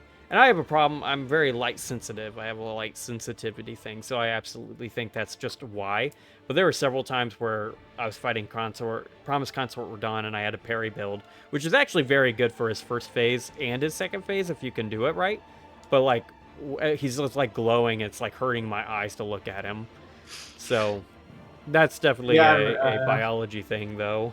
A biology problem. For me, for Consort Dawn, I had that boss. I had a blast fighting that boss. And he was oh my god, was he brutal? Holy shit. Yep. But I myself never ran into being blinded myself. Yep, he's tough. Yeah, no, he's very, very hard. But yeah, so Elden Ring I think is a great game. It made my number 1 for the decade when I put that list out last year for my top 25 of the decade. And everything I said in that part is still true. I still like it. Whenever you put a game that's super, like, just everybody defends and you have it in the middle of the list, sometimes you have to bring up the grievances. Those are, like, the grievances I have, which are not major, insane things.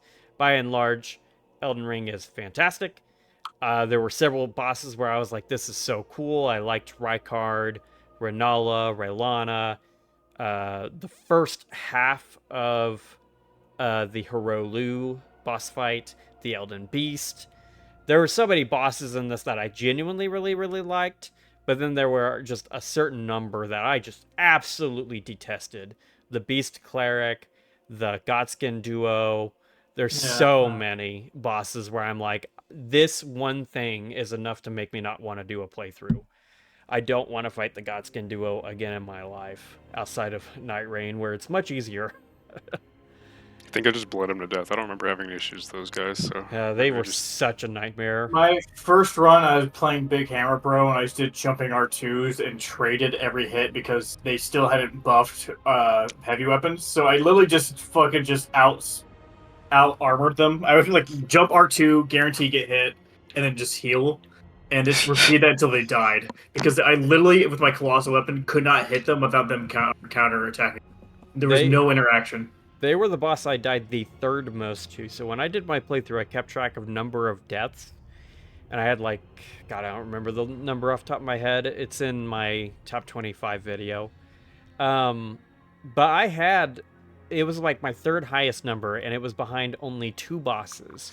It was behind Melania at the number 2 spot, and Promised Consort Radon, which was number 1. And that's kind of crazy, because like the gulf between Godskin Duo and Melania is actually not that large. It was like maybe 40 or 50 deaths difference.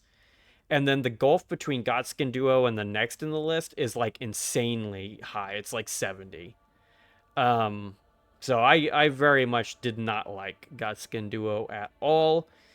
And it kind of like, this is going to be a deep cut for a lot of people. I don't think a lot of people are going to even get this analogy, but the first thing I thought of when I was at that part, and what I always think of when I think of that boss fight, is this very specific section of Vampire Bloodlines Masquerade, or whatever it's called.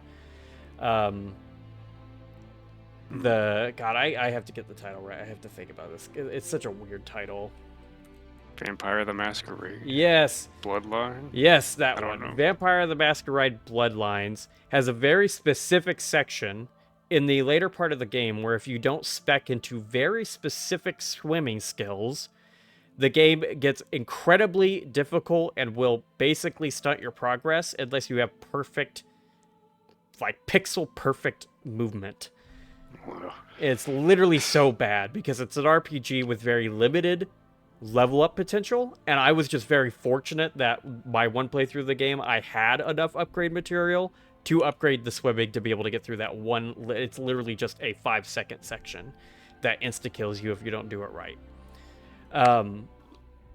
it reminded me of that particular section, because that section of Vampire the Masquerade is like the whole reason I have never played that game again. And Godskin It's a very Duo, beloved game. it is. I love it too. It's fantastic. It's like I haven't played it. I mean, I haven't played it, but I know that people love that game. well, it is. I would actually Never played it. recommend it. It's just something where there's very few games that I've played in my life where I'm like, you need to look up for this one specific thing because it'll ruin your whole playthrough. Vampire Masquerade Bloodlines is like one of those 10 games where it's like you need to make sure you get this one skill. You need to make sure you do it. Otherwise, you're going to have a very, very bad time at like hour 15 of the playthrough. And it very well could kill your whole playthrough. That's a sin in a game if they have that kind of shit. Yep, absolutely. So it's like, it's on that list of very specific things where Godskin Duo is not as bad as that. I want to make sure I'm very clear about it. It's not as bad as that, but that's like the first thing I thought of. Because Godskin Duo, I did it. It's doable. And there are things that you can do, and I didn't need a guide to beat it. So it's not the same thing. But it was like the first analogy I could think of when I was playing. I'm like, what is this reminding me of out of the over 1,000 games I've played? What is this similar to? It's similar to this very obscure thing. So, yeah. Elden Ring's great. I love it. Anybody have anything else they want to say? Thanks for all the hours. I think it was very cool. Yeah, it's a cool game. That's the biggest draw of the game is how big it is. If Yep. you like a big old game that keeps on going, then Elden Ring is your shit, and lots of people like you for it. So, Yeah, I think that I agree. I mean, for me, it was just if you like the gameplay loop of the Souls game, and Elden Ring provides you to really interact with the gameplay.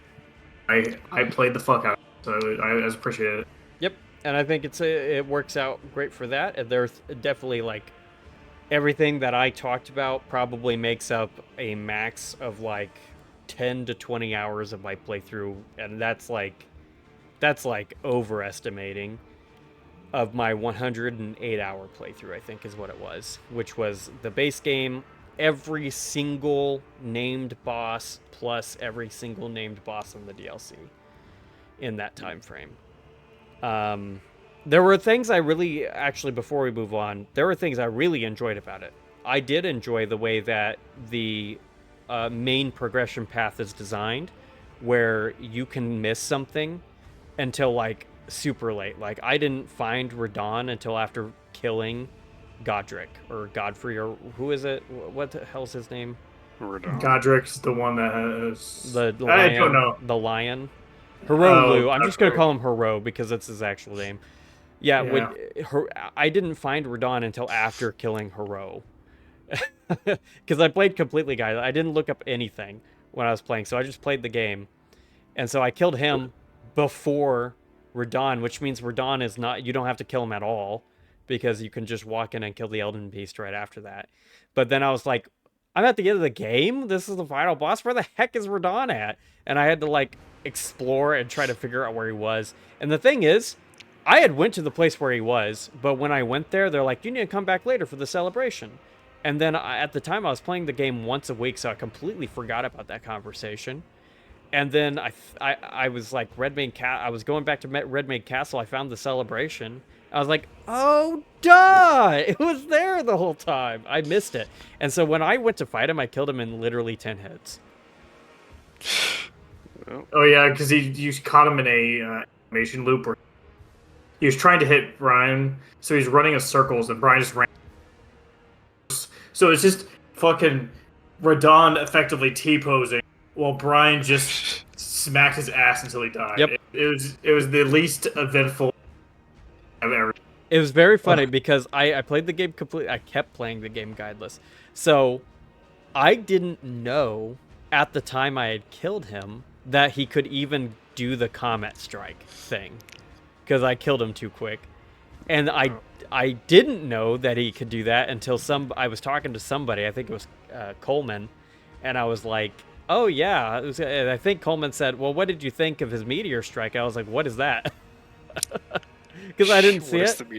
And then, the most iconic attack in the main game, probably. Yeah, he got me back in the DLC for sure. He got me real good with that. Oh yeah, he got his revenge. Yep. I didn't know how to deal with it, so he killed me twice with it because I was like, where the heck is he? The first time he killed me, I was like, oh, well, that's what they're talking about. And then the second time I was like, how do I know when he's coming? Because I just didn't know about it the first time. But that's something I really love. I love that, and I love like those design decisions. It has that From Software DNA that I love. I love that you can do bosses out of order. I killed Rykard early. I love that you don't have to do the open world stuff if you're okay with beating your head against a challenge. Like when I killed Margit as my very first boss in the game. And that was the very first one I fought. I killed him within my first 2 to 3 hours of playtime. And then I went back and did all the stuff in the surrounding area. And I love that that is possible. That's really, really cool. I love that design for open worlds. It's something I wish open worlds would do more. It's something that the like CRPGs of the 90s would let you do, which they're kind of a precursor to that open world framework because RPGs were so closely tied to it. So I love it when games let you do that, and that's actually my favorite thing about Elden Ring, and something I'm excited that if I ever do play again, it's something I want to experiment with. I want to do Radon in the actual experience the next time, and then maybe I'll do Renala later and kill her because I did her early, and she was kind of a challenge for me as a result. So yeah, there's definitely design things with Elden Ring that I think are just really, really cool. But for the essence of time, I think it's time to move on to number 6. Yeah. Number 6 is going to be a short one. It's going to be Armored Core 3. So Armored Core 3 for a long time was my favorite Armored Core game. I love Armored Core as a franchise. I played 1 and 3 the most. Because of access, I only saw Armored Core 2 played. I never got the chance to play it myself. But I loved 1 and 3 so much. 3 for a long time, I think a lot of people called it the best one. And there's a lot of reasons why. So there's something I kind of alluded to with the Armored Core section where it was like you can affect the arena. And what you can do with the arena is you're able to see all of your upcoming opponents. And you can actually move your place up in the arena standings by killing your future opponents in missions, and you permanently delete them from the board, and it's so cool. I like you get mission choices right in Armored Core like you always do, but sometimes you will trigger like a Nether Raven on the opponent's team, and they're not always going to be there every time. You have to like do things to trigger them. Sometimes you have to do certain missions, or maybe you have to beat them in the standings first, or maybe you have to be a contender for their spot, and you can just kill them and you'll rank up. It's so cool. I love that aspect so much. And I think Armored Core 3 has one of the cooler campaigns for the series. It streamlined a lot of the build craft of Armored Core 1 in a lot of ways. And yeah, Armored Core 3, I love it so much. But because I'm the only one that's played that one, I'm pretty sure we could just go ahead and move right on to number 5, which is Armored Core 6, Fires of Rubicon, which John and I have played. Finally, an Armored Core I can talk about. Yes. Armored Core 6 is so freaking good. I loved it. It's a weird thing here where I completely agree with Ryan saying about Elden Ring that it probably was Miyazaki's intention that you change your build whenever you get stuck. Because Armored Core 6 is that. You have to have certain builds to finish missions. It's designed that way. The way that I played the game is I did not grind for money, which is something you can do to make any build available. And I basically tried to roleplay like I was just a mercenary trying to get through. And I played until credits just with whatever money I could get. And it created a really interesting experience where I had a half cobbled together build for certain fights where you could have very easily just grinded up money and made the perfect build for the mission. But in this particular case, I don't think it necessarily bothered me because I think there's that kind of expectation when you're in a mech game that you are going to change parts out constantly. And it has that, and you can save your builds and stuff. Love Armored Core 6. This is my favorite Armored Core game so far. This one brings back the Dark Souls 2 feature of having really cool NG Plus features, where you can get completely new missions that were not available before in NG Plus. So that's really cool. You can get a new final boss as well in NG Plus. I'm led to believe I have not done NG Plus yet. But yeah, Armored Core 6 is really, really fun. I'm a big, big fan of this one. Definitely love this one. What do you think, John? The first thing that came to mind when I played it was it felt like I was playing an arcade game. It was tons of like really quick, satisfying action. The gameplay is very quick and just very bursty. And they made you, like, there's moments where you felt like a god, and other times you felt like a child being destroyed. Because you'll just go in there and wreck like 30 different mech units. They're like, is that the Raven? And then you walk up behind Umaira Shidoru, shotgun his ass to death, and he explodes. Then you walk into a room against a boss that has the ability to fucking tank 5 billion damage. It looks at you and you explode instantly, and you're like, you had the wrong. So you're like, well, shit. So I had a real blast with it. I think the only issue I ran. It's cutting in and out, John. Yeah, you cut out, John. You cut out at the only issue I had. Okay, the only issue I had is with that fucking boss near the end, the Rubicon, whatever the fuck its name is, the super fast. Yeah. Super fast little fucker. It is immense agility, immense damage, fills the bullet hell, and could basically teleport. You got like 2 seconds to hit it every time.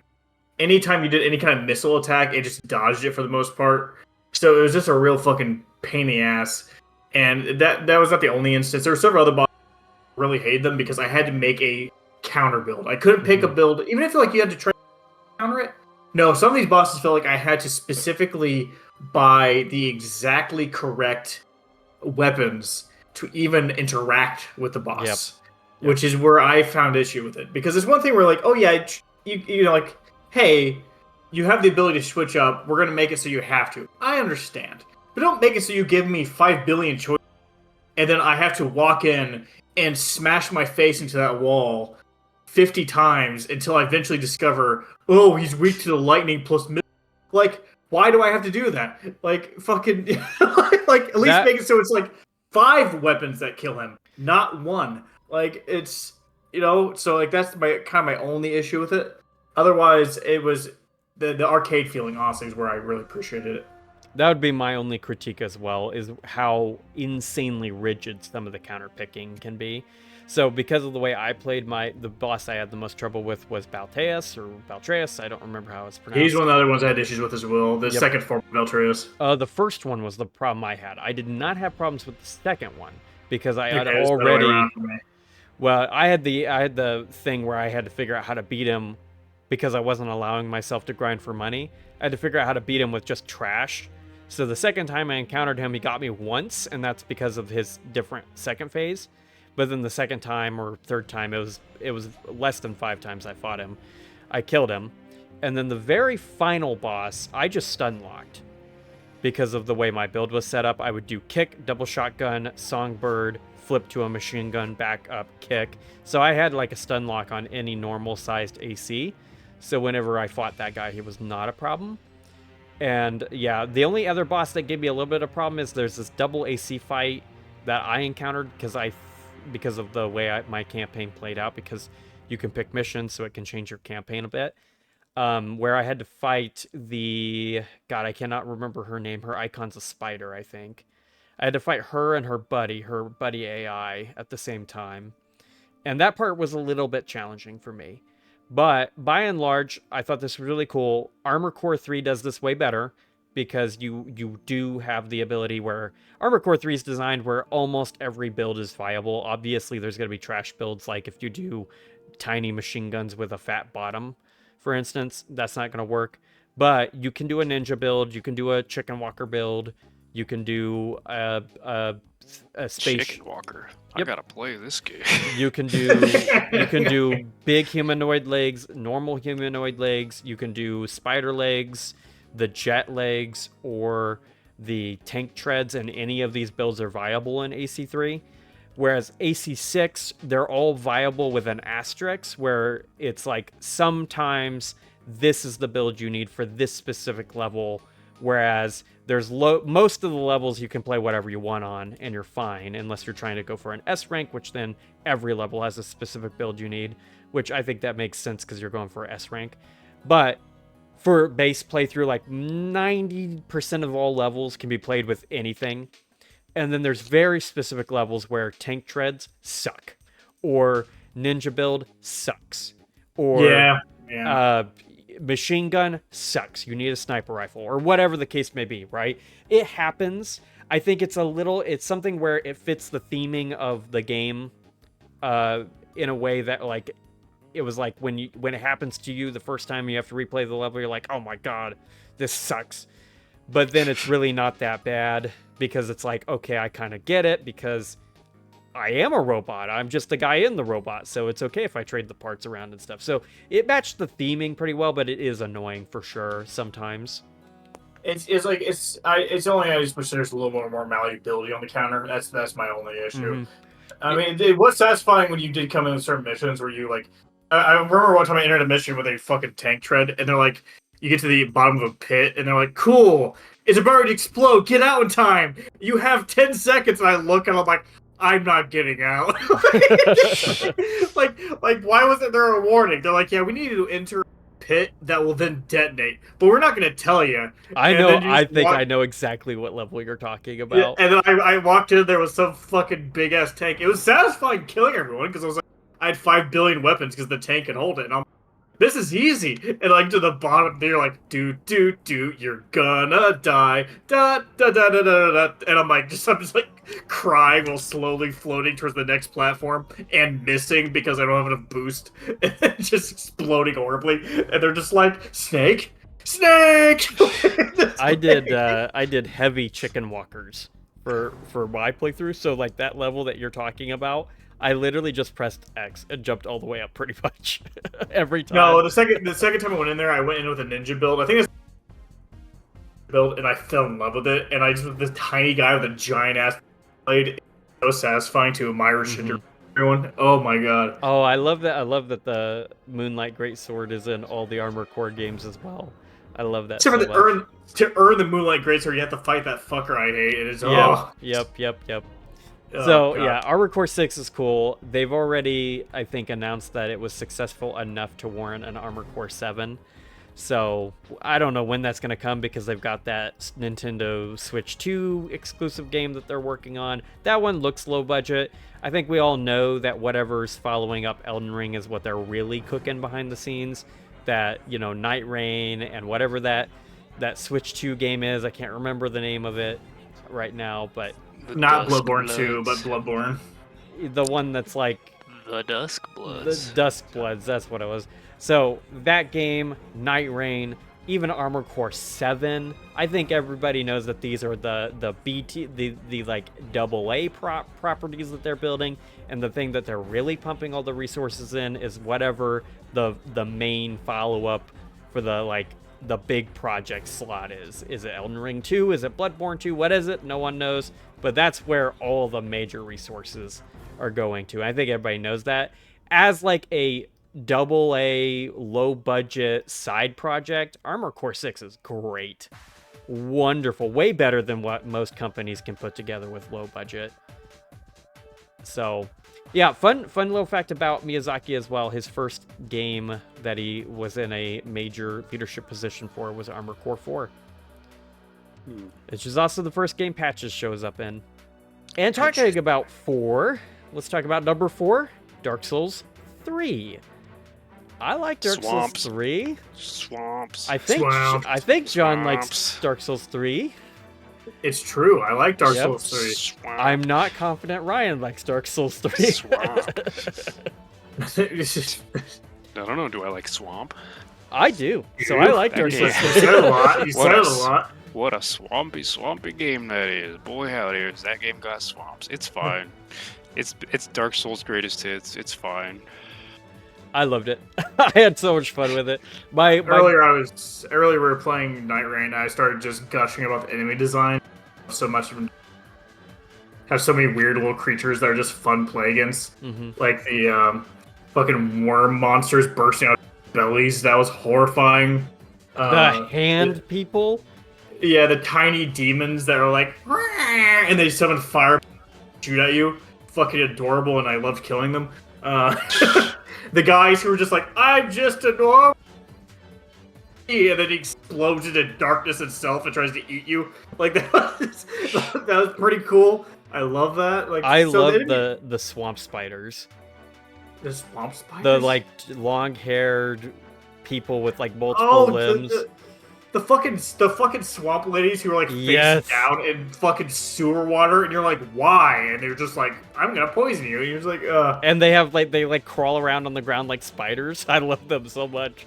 They remind me of the house centipedes I would have in my house. I'm like, hi, who's a little guy?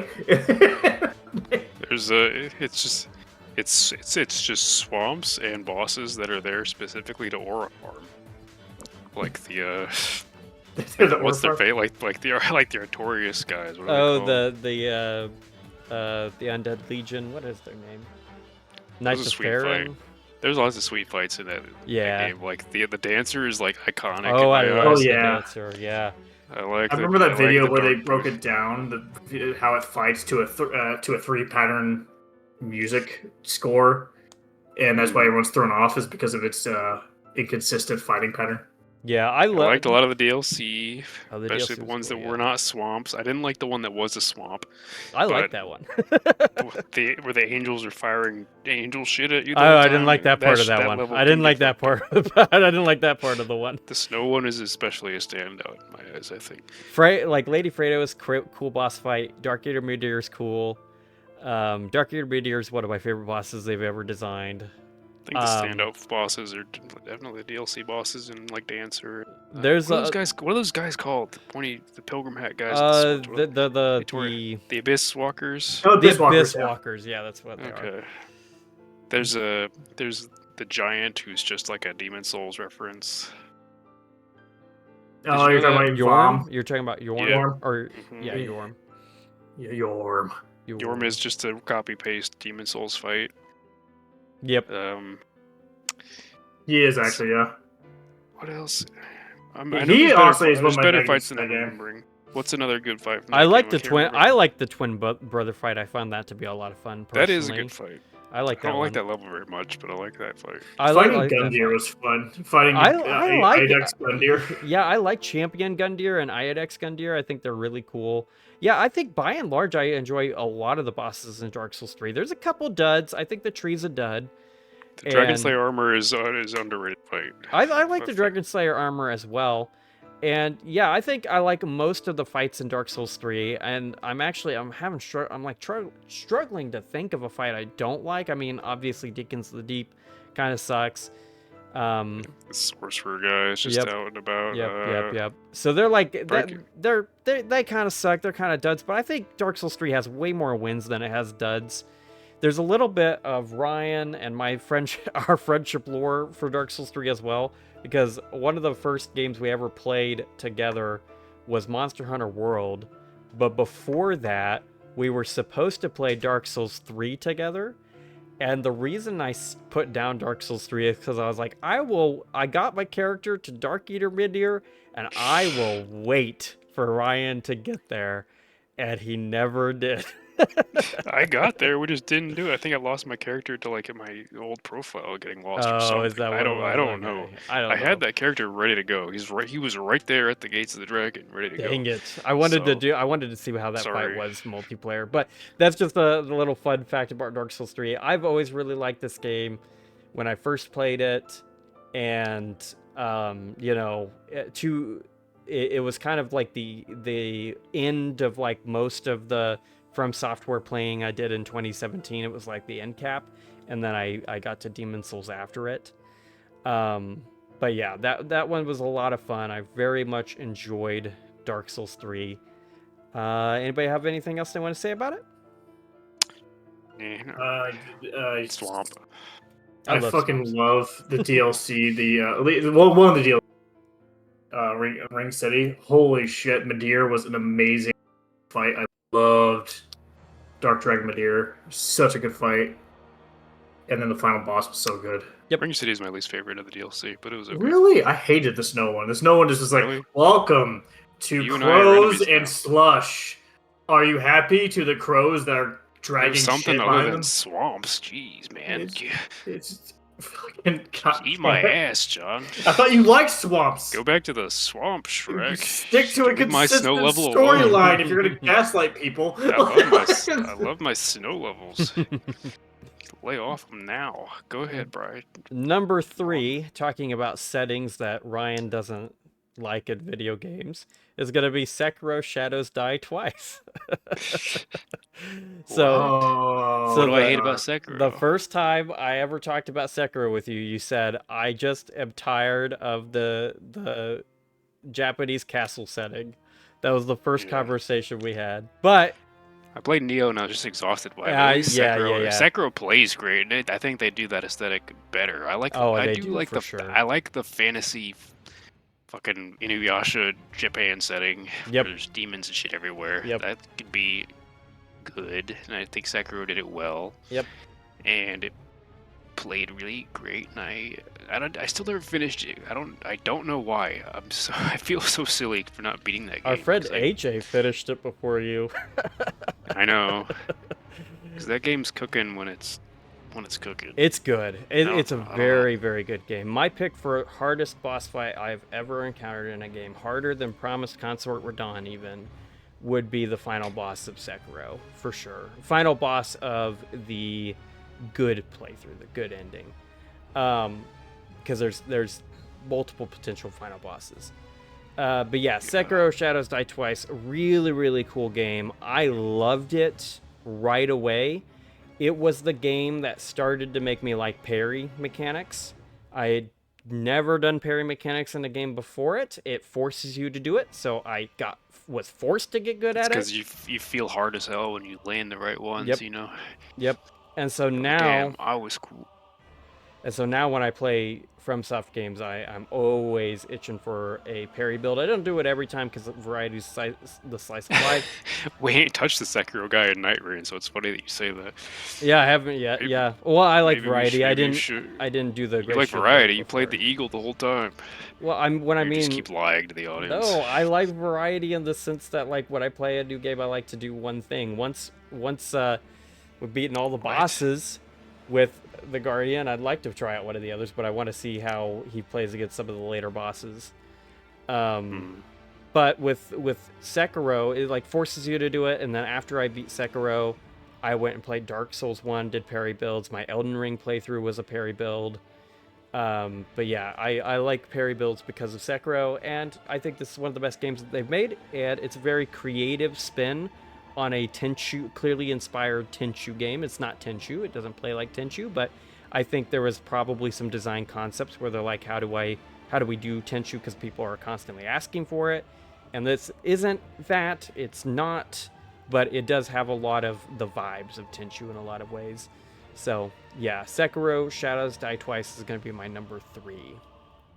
Sekiro, that game I have to go back to, because I went in that game expecting a dark game, and holy shit did they wreck me for going in with that assumption. Oh my god. So I need to go in. The funny thing is, I want to go back to Prime, which is a Souls-esque Metroidvania game, 2D game, where the main mechanic is parrying. And you said Grime? Is that what you said? Grime. It's called Grime. You play as basically a clay body, and you parry by using your black hole head to absorb parts of your enemies or to block their strikes. It's very satisfying because they even lock progression behind absorbing certain enemies, like their bodies. So because every time you parry in that game, you absorb a chunk of their health, unless their health bar specifically prevents it. So it's very satisfying, and they really make the parrying feel. So after I got that, I actually kind of got a little bit better at parrying, and then what's it called again? Not Defiance. The Metroidvania based on having a spiked helmet full of blood. Oh, Blasphemous. Blasphemous. Mm-hmm. That one also has a parry mechanic that's quite satisfying. So 2D games made it a lot easier to quantify I think I might try going back to that. But I have to tell you, if you don't go in there with the willpower to learn to parry, that game will destroy you. Yeah. Oh my god. It did that to a lot of people where they were expecting it to be a FromSoftware, the FromSoftware that they knew.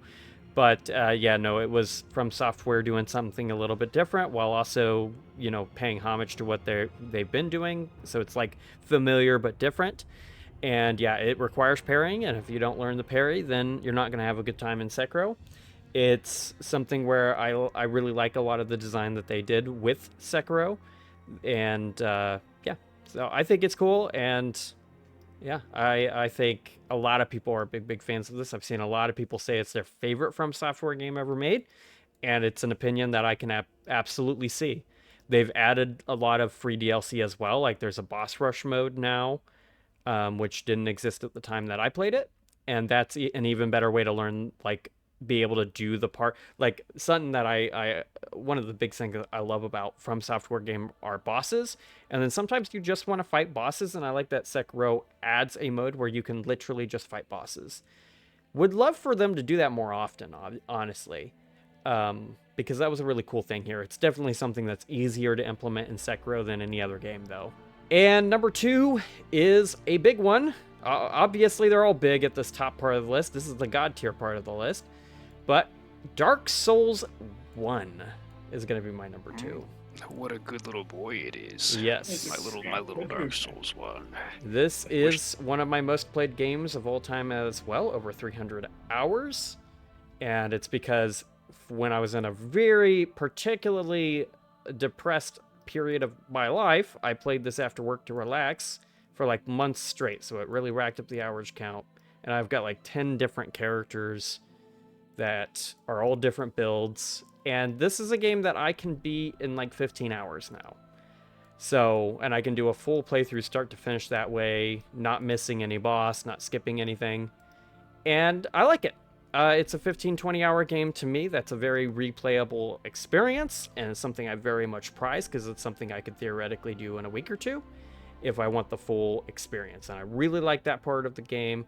I enjoy the bosses. There's obviously parts of Dark Souls 2 that were not finished, like Lost Izalith and other things. But honestly, I'm not as low on the second half of that game as a lot of people are, because I like the Duke's Archives. Duke's Archive is good. Grave of the Giants is like, a lot of that Demon Souls kind of jank carries over, but I don't fault it for that, because why would I? Tomb of the Giants is one of my favorite places in the whole game. I love I just like the idea of Dark Souls 1 being a perfect boy. Like, he's so beautiful, everything about it is perfect. And you just turn him around, there's a bald spot that says Lost Easel.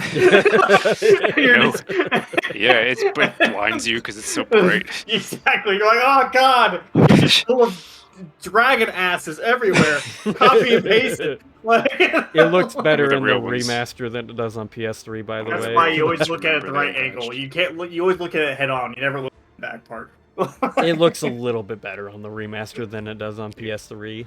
If they did a remaster, I wish they would just let them cook and just remake that part of the game. Yeah, it'd be better than anything. This is a game that if remade and they changed that particular part, because I think honestly Last Izalith is the only area of the game where I'm like, this really isn't that good. Because I like Duke's Archives, I like Tomb of the Giants, I like New Londo. So I like all of that stuff. I think all of those levels are really, really fun. And it's really just Lost Izalith that sucks. And I don't know. It's really fun about walking through lava every time you lose to a boss. Yep. It just really is like je ne sais quoi. Yep. In the version that I played initially, my first playthrough was unupdated PS3. So I played the very base experience, and there's some things about the very base experience that you would not know if you did not play.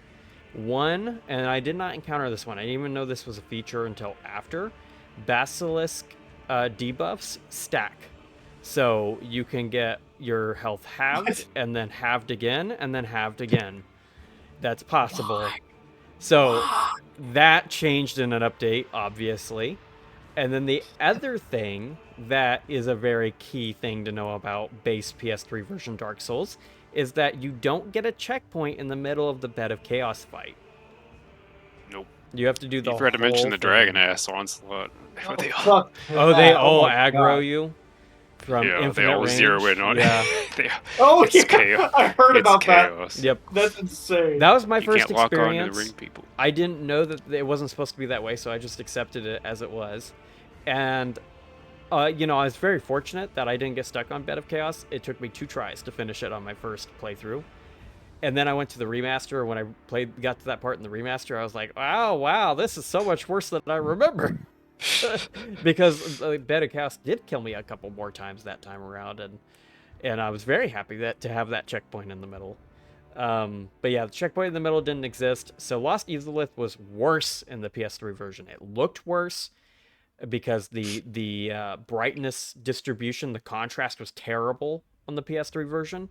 And then also there were just gameplay features that were terrible on the PS3 version that were changed on the PS3 version in updates, but I had a PS3 that was not hooked up to the internet when I played. When we talk about the PvP in the in the very first version, I it actually was got like, to experience it myself. really? Okay. Yeah. Well, you know about the flip ring. You couldn't lock on to your enemies. Yep. It would take away your ability to lock on to a person. Yep. They'd be half invisible. You couldn't lock on to them, and they'd be wearing Yep. full havels while they were doing it. Mm-hmm. Boy, howdy! When I went to the What a time to be alive. when I went to the DLC, Amazing. when I went to the DLC is when I turned on the internet and updated the game. So that because I had to buy the DLC and download it, so I had to do that. Because it literally was just base version Dark Souls 3 that I bought at a GameStop for $3. And so when I did that, and I was in the DLC, I got invaded. And when I played this was 2017. So the remastered version was out when I played this for the first time on PS3. And I got invaded 6 years after the game came out, and he killed me with a backstab build immediately. That was a That's full Havel amazing. build. But I thought it was very funny because I was just playing through the game and I was like, this is fine. Nothing's ever gonna happen. And then I got invaded randomly. I was like, what the heck? It was the only time I got invaded. I never saw spirit summons the whole playthrough. It was like literally I caught somebody who was trying to play online at the one moment they were trying to. I bet they figured out a time to meet up with somebody in Discord, and I just happened to be there. They just And murdered you. I popped in. They're like, yeah, nobody's gonna be playing this game. We can just pop in here. It'll just be us. I would love to be able to see the look on their face when it's some random person they were not expecting. But Dark Souls 1, genius game. I love it so much. I would play it still to this day. My last playthrough was 2022, I believe. So I love Still shaping Dark our Souls. video game world Yep. to this day. Yep. One of the most influential video games ever released. Demon Souls may have been first, but Dark Souls did way more impact, I think. It had more word of mouth behind it that actually picked up on YouTube. I mean, it's the Dark Souls of X became a thing for a reason. However, if there's one game that pushed FromSoftware further than Dark Souls around the same time, it's number 1, Bloodborne. Bloodborne was just a whole thing and still is. Mamma So mia. good. This is So the good. best game they've made by far. It's probably in my top 10 games of all time. Bloodborne is a genius game that they have never tried to do the very specific combat system of again, except for the boss mechanics.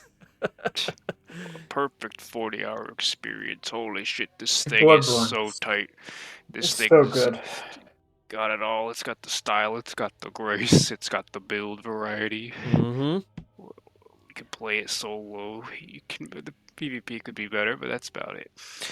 There are Music, oh my god. Oh, the music is good. I love the music. There are 2 things that make Bloodborne number 1 for me. 2 very specific big things. We've mentioned it before, but your ability to action cancel somewhat is amazing in this game. It's something I've always wished that they would bring back. Like, you can start a swing, and the swing doesn't need to be all the way through before you can dash out of it. You can cancel your attack and dash out of it. So important with the design of Bloodborne bosses, and one of the big reasons that they don't work as well in Dark Souls 3 and Elden Ring is that you cannot do that. And they still are as fast. But the other thing, and the most important thing, it does not matter which weapon you use in this game, because every weapon is viable at the late game, in the DLC, in the Chalice dungeons. It does not matter. As long as you upgrade the weapon and your stats match it, it's scaling. Every single weapon in the game is viable for PvE, and no one cares about PvP. So, no one ever cared about PvP. But in PvE, every single freaking weapon is viable, and what's even better than this is that you can have 2 of them, because it doesn't matter which ones, because there's no equip load in Bloodborne, which is genius.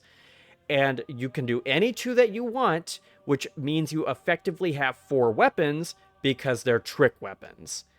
And you can make builds where you're weapon swapping and switching between them and doing all kinds of crazy stuff. And that's your main hand weapon. You have your gun as well.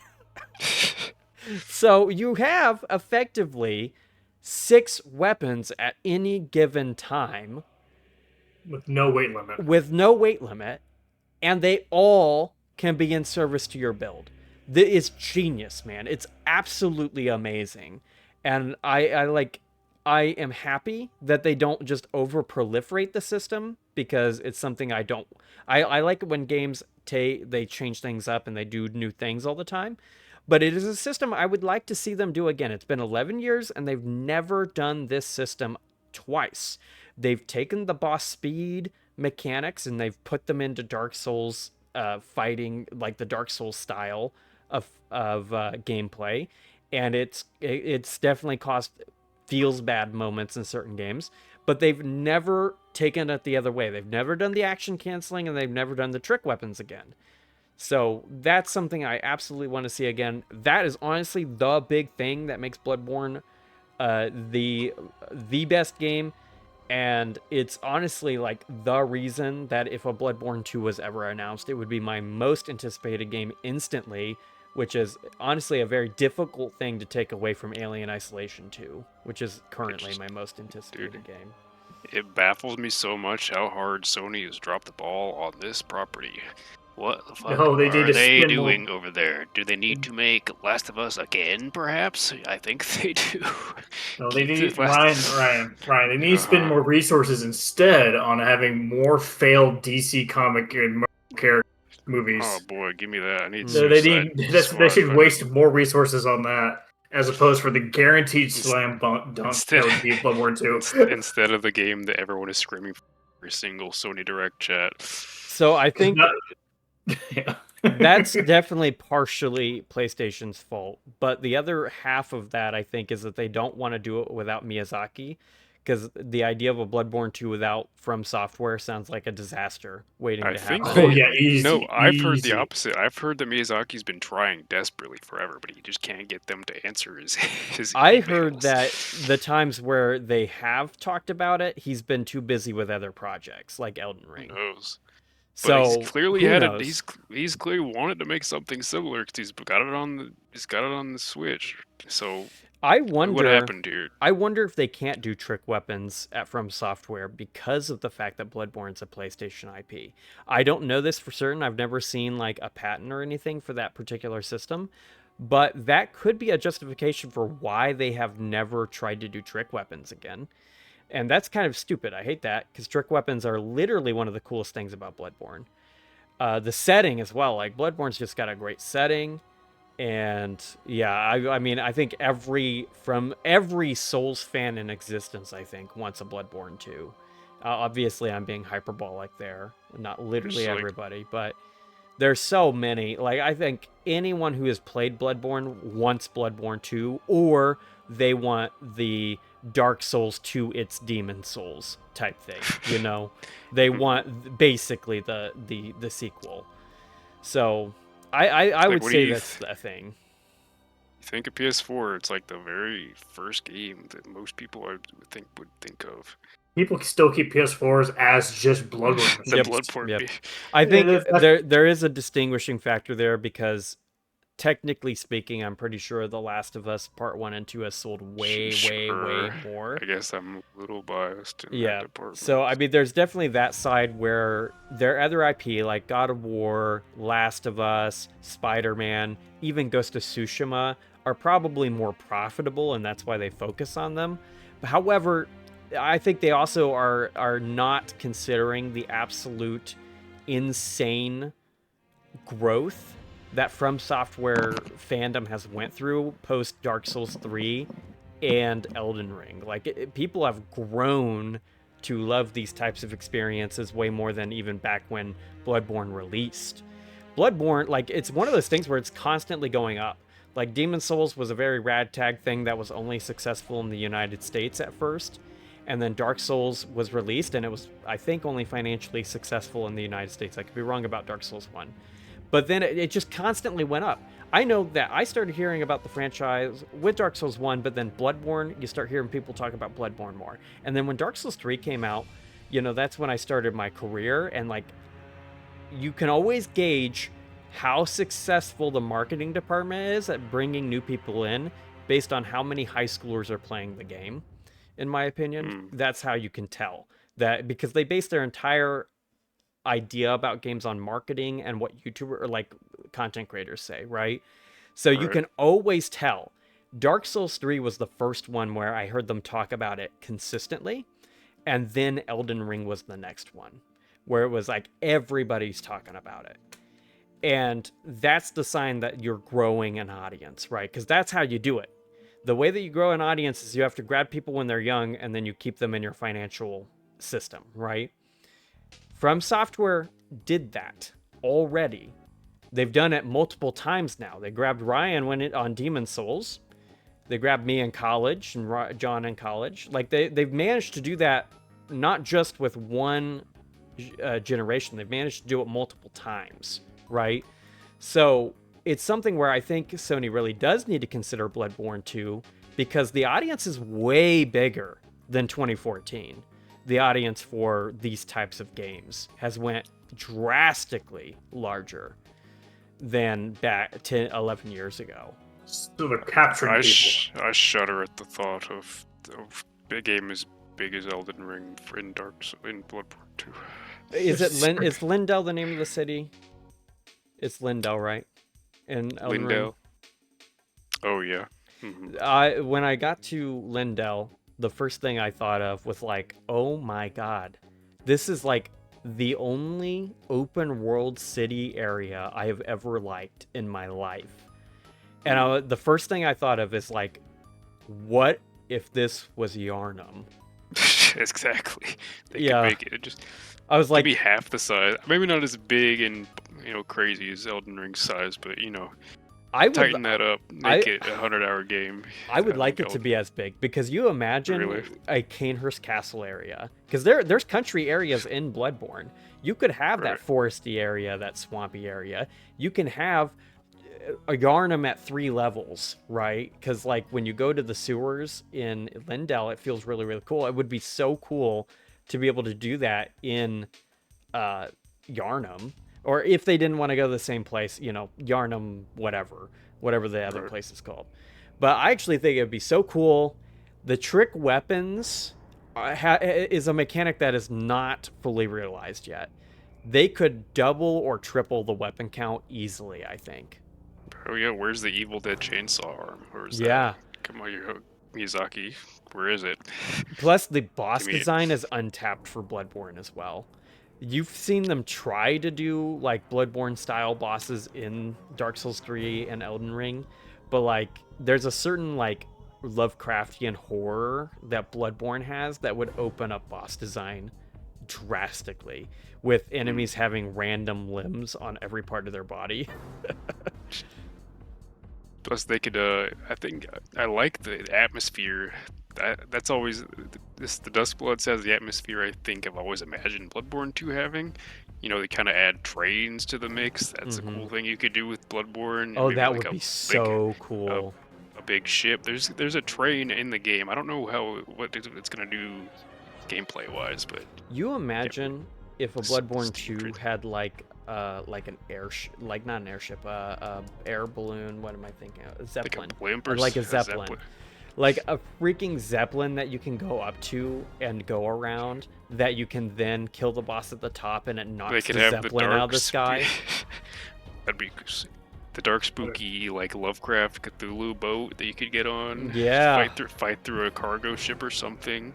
And you can There's fight this- a giant fucking Leviathan. Or a train that you can board and the level is a train that you get to fly on. Like Yeah. there's so many cool things they could do with the setting, but that's all wish listing. Anybody got anything to say about Bloodborne before we close it out? No. It's- And I it's just- haven't already said a million Oh, did we times. mention this? The best part is the fact that enemies and the bosses that fucking game have like destructible limbs. Oh, nobody mentioned that. No. Satisfying. That's the best part. That every time there's been multiple times I fight a boss in Elden Ring, and I'll be trying to fight it, and I'm like, if this was Bloodborne, I would hit this arm, and it would Go limp and it would scream in pain, and you'd be like, Yeah, exactly. And Fuck some of the you. bosses felt like they were built to be like that. Like, remember when we were playing Nightreign, we were fighting the Dragon Knight several times in a row, and it's that giant lanky fucker. And I'm like, we're hitting him in the arm like 12. Just get crippled. Why isn't it crippled? why don't these And- things feel pain when I hit them with my giant hammer? I Exactly. don't And understand. Bloodborne did an amazing job because they react. Like some of the bosses, it feels like a fight for your life, because not only are you like fighting an enemy and they're trying to kill you, but you're harming Oh, it them and they're It all reacting. feels so visceral and desperate. Both of you are actually fighting for your life, Yep. as You opposed to like Elden Ring and Dark Souls 3, where you're fighting an enemy and they're just a walking.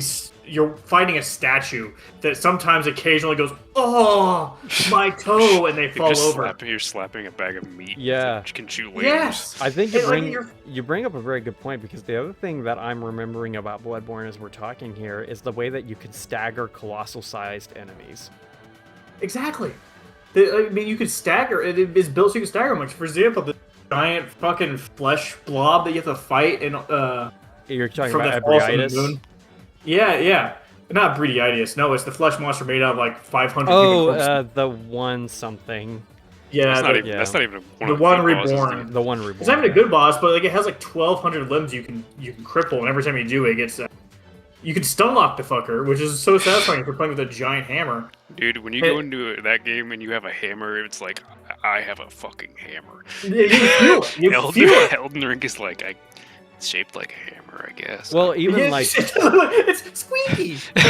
Because you're hitting this guy in metal armor, and he's like, because I have metal armor, I don't care that you hit me with 5,000 pounds of weight. I'm gonna still just push on through. that Like- design started with Dark Souls 2, I think, in the Soul series, because in Dark Souls 1, and I haven't played a lot of Demon Souls, so I don't know about Demon Souls, but Dark Souls 1, when I say that, I haven't beaten Demon Souls, so and I've not done a lot of builds. But in Dark Souls 1, when you have a hammer in Dark Souls 1, you feel it too.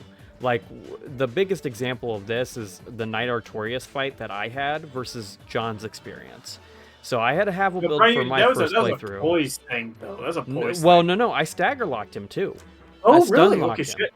So because I put all of my points into health, stamina, and weight capacity, or no, it was strength, stamina, and health, which naturally increases your weight capacity.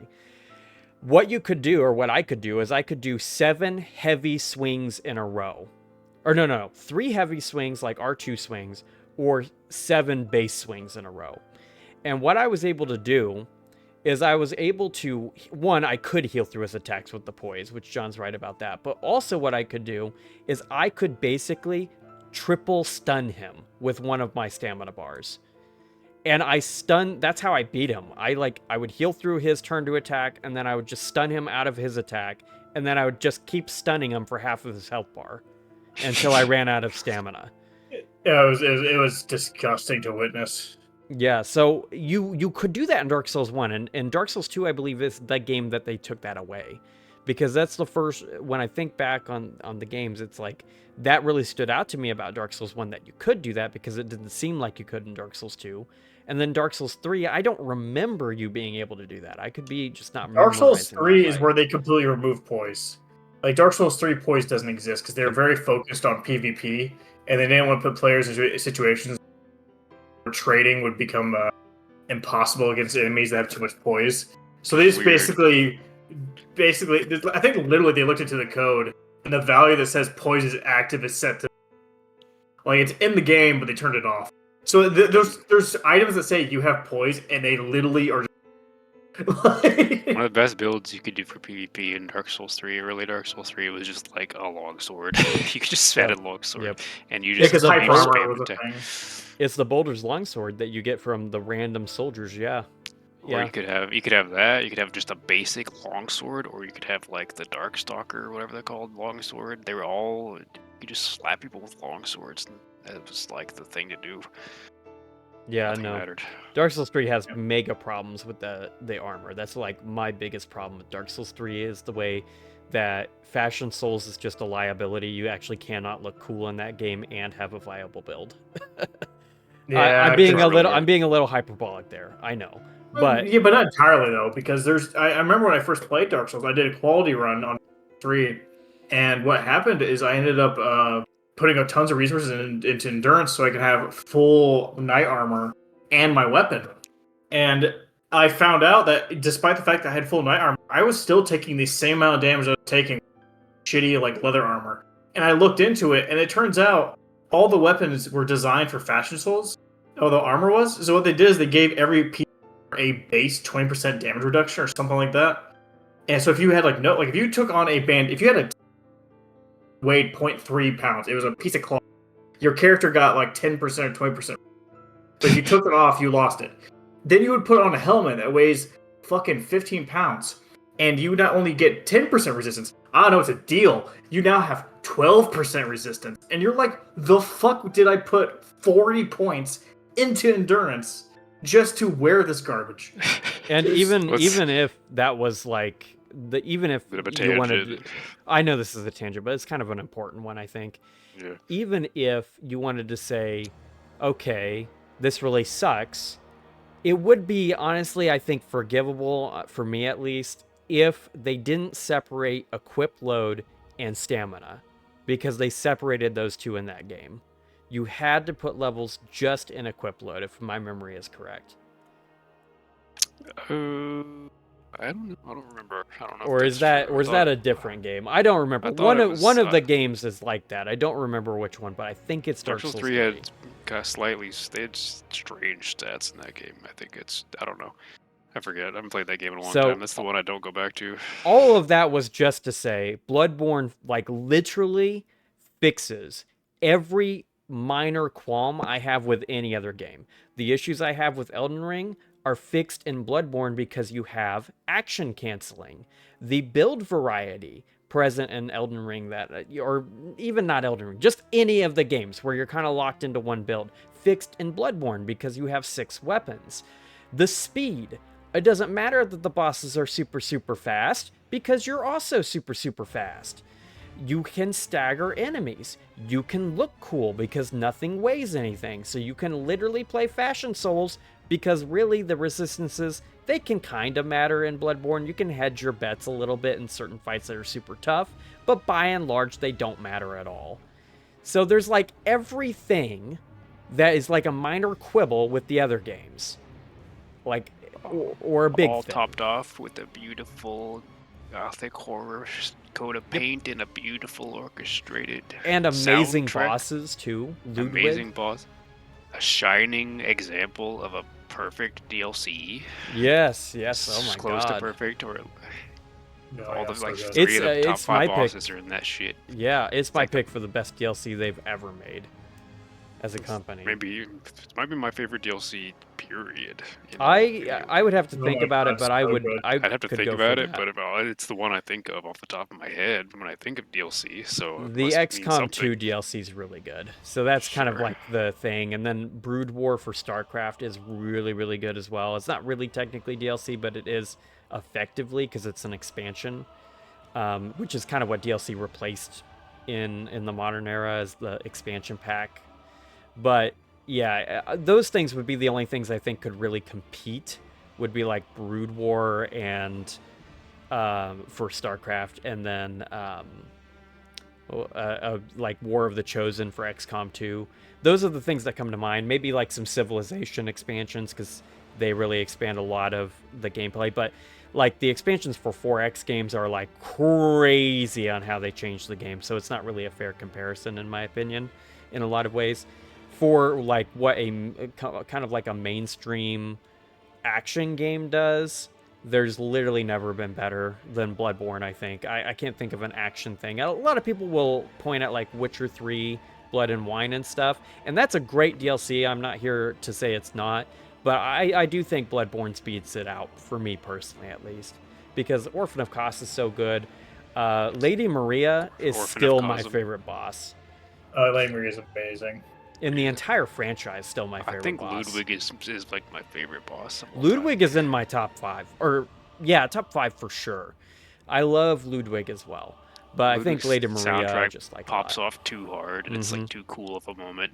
It is. Seeing this guy that's talked up for like the whole game just be like this fucked up freakazoid with moonlight with an alien space sword. Yep.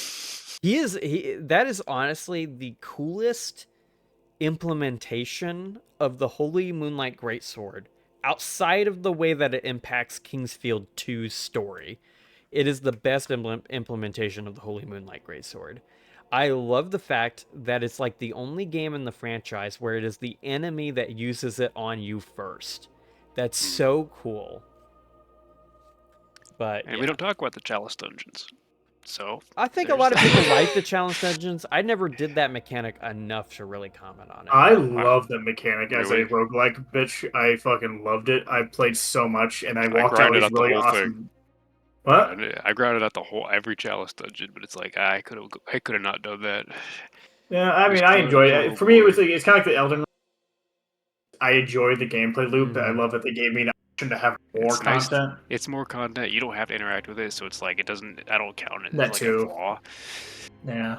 You can play the whole base game without needing to even touch that shit. So it's like it's nice that it's there. If you don't like it, that's fine. It's not really very good. The only boss I did not like, major named boss that I did not fight in Bloodborne and still have never done because she's locked in the Chalice dungeons, is the queen. Is she a queen? Yeah. She's okay.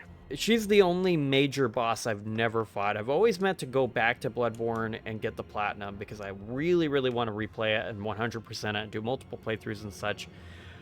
You missed like 7 or 8 bosses that are only located in the. I know. You've got like the amygdala down there, the Watcher, the big dog thing. But I mean like unique bosses. I think. Yeah, there's some unique ones. There's the headless beast. I never encountered it myself. Oh, it's really? Supposedly the start of the. It's supposedly the start of the entire blood scourge, whatever it was. Really. Oh, I'll have to look into that more. Rom's down there is a total nightmare. Yeah, they had bombs down there. That was funny. It's so bad. It's a very small room, but it's so bad. It's funny. But that's all I have to say negatively about Bloodborne. And I think that one's I think it's very different when it's completely avoidable too. That's like a complete optional thing. Like you said, I'm not counting against it. It's just yeah. Came along with. So yeah, that's the list, guys. I'm gonna go through the list again really quick, just so, because this is a long video, just so you remember what the order was. Number 12 was Demon Souls, PS3 version specifically. Number 11, Kingsfield 2. 10, Elden Ring Nightreign. Number 9, Armored Core 1. Number 8, Dark Souls 2 Scholar of the First Sin. I've never played Dark Souls 2 Base. If I did play Dark Souls 2 Base, I could definitely see that being 13 at the bottom, and I would have to change the name of the title to not Great to God tier. Because based off what I hear about that. I hear that one, even the people who like Dark Souls 2 don't like that one. Number 7, Elden Ring. Number 6, Armored Core 3. Number 5, Armored Core 6. Number 4, Dark Souls 3. Number 3, Sekiro Shadows Die Twice. Number 2, Dark Souls 1. And then number 1, Bloodborne. So that is the final list for me. This is a list I'll probably redo in a couple years after there's more From Software games to talk about, and after I played a few more of their back catalog. I think it'd be really cool to be able to have all the Armored Core games on here, all the Kingsfield games on here, maybe that really, really obscure PS2 horror game Kuon. That would be a good one to have on here. That's something that if I ever got my hands on, I think all three of us would end up playing together, because it is a very obscure good horror game, apparently. But yeah, that's the list. As you have seen, this is the type of developer that produces work that's going to create very different opinions for a lot of stuff. If everybody's list could look very, very different from mine. And as you heard, Ryan disagreed with me very heavily on certain points. John disagreed with the placement of very specific games as well. It happens. And as a result, I would love to hear your ranking of every From Software game you've played. You don't have to limit yourself to just the ones that I covered in this video, because I'm always looking for other impressions. If you want to include the Tenchu games in your ranking, because, you know, From Software owns the IP now, even though they didn't back when those games were being made, go ahead. I'd love to see how it went. I almost put Tenchu on here, but I just wanted the kind of the purity of the From Software list. So yeah, let's talk about it in the comments below, and while you're down there, consider smashing the like button, subscribing, and ringing the notification bell. You've been watching Rayl Deal Games, and I make new gaming videos every Wednesday and Friday, and my friends John and Ryan do cameo on the channel from time to time. We've been doing a massive Mega Man review series, so if you want to hear more from them, you can check out some of the Mega Man reviews, and there's some other videos next year that they're going to be appearing in as well. That remake video I mentioned before, and maybe a split screen multiplayer video where I look at split screen multiplayer mechanics. There's a lot of cool ideas that we've been working on, a lot of cool games that we've been wanting to cover together. So if you have any interest in that kind of stuff, make sure you stay tuned. And I guess it's time to say goodbye. Bye. Bye, friends. Except for you, Steve. Fuck you, Steve. No one ever liked you. Regardless of what you choose to do, thank you for keeping it real with Rayl Deal Games, and I'll see you all next time.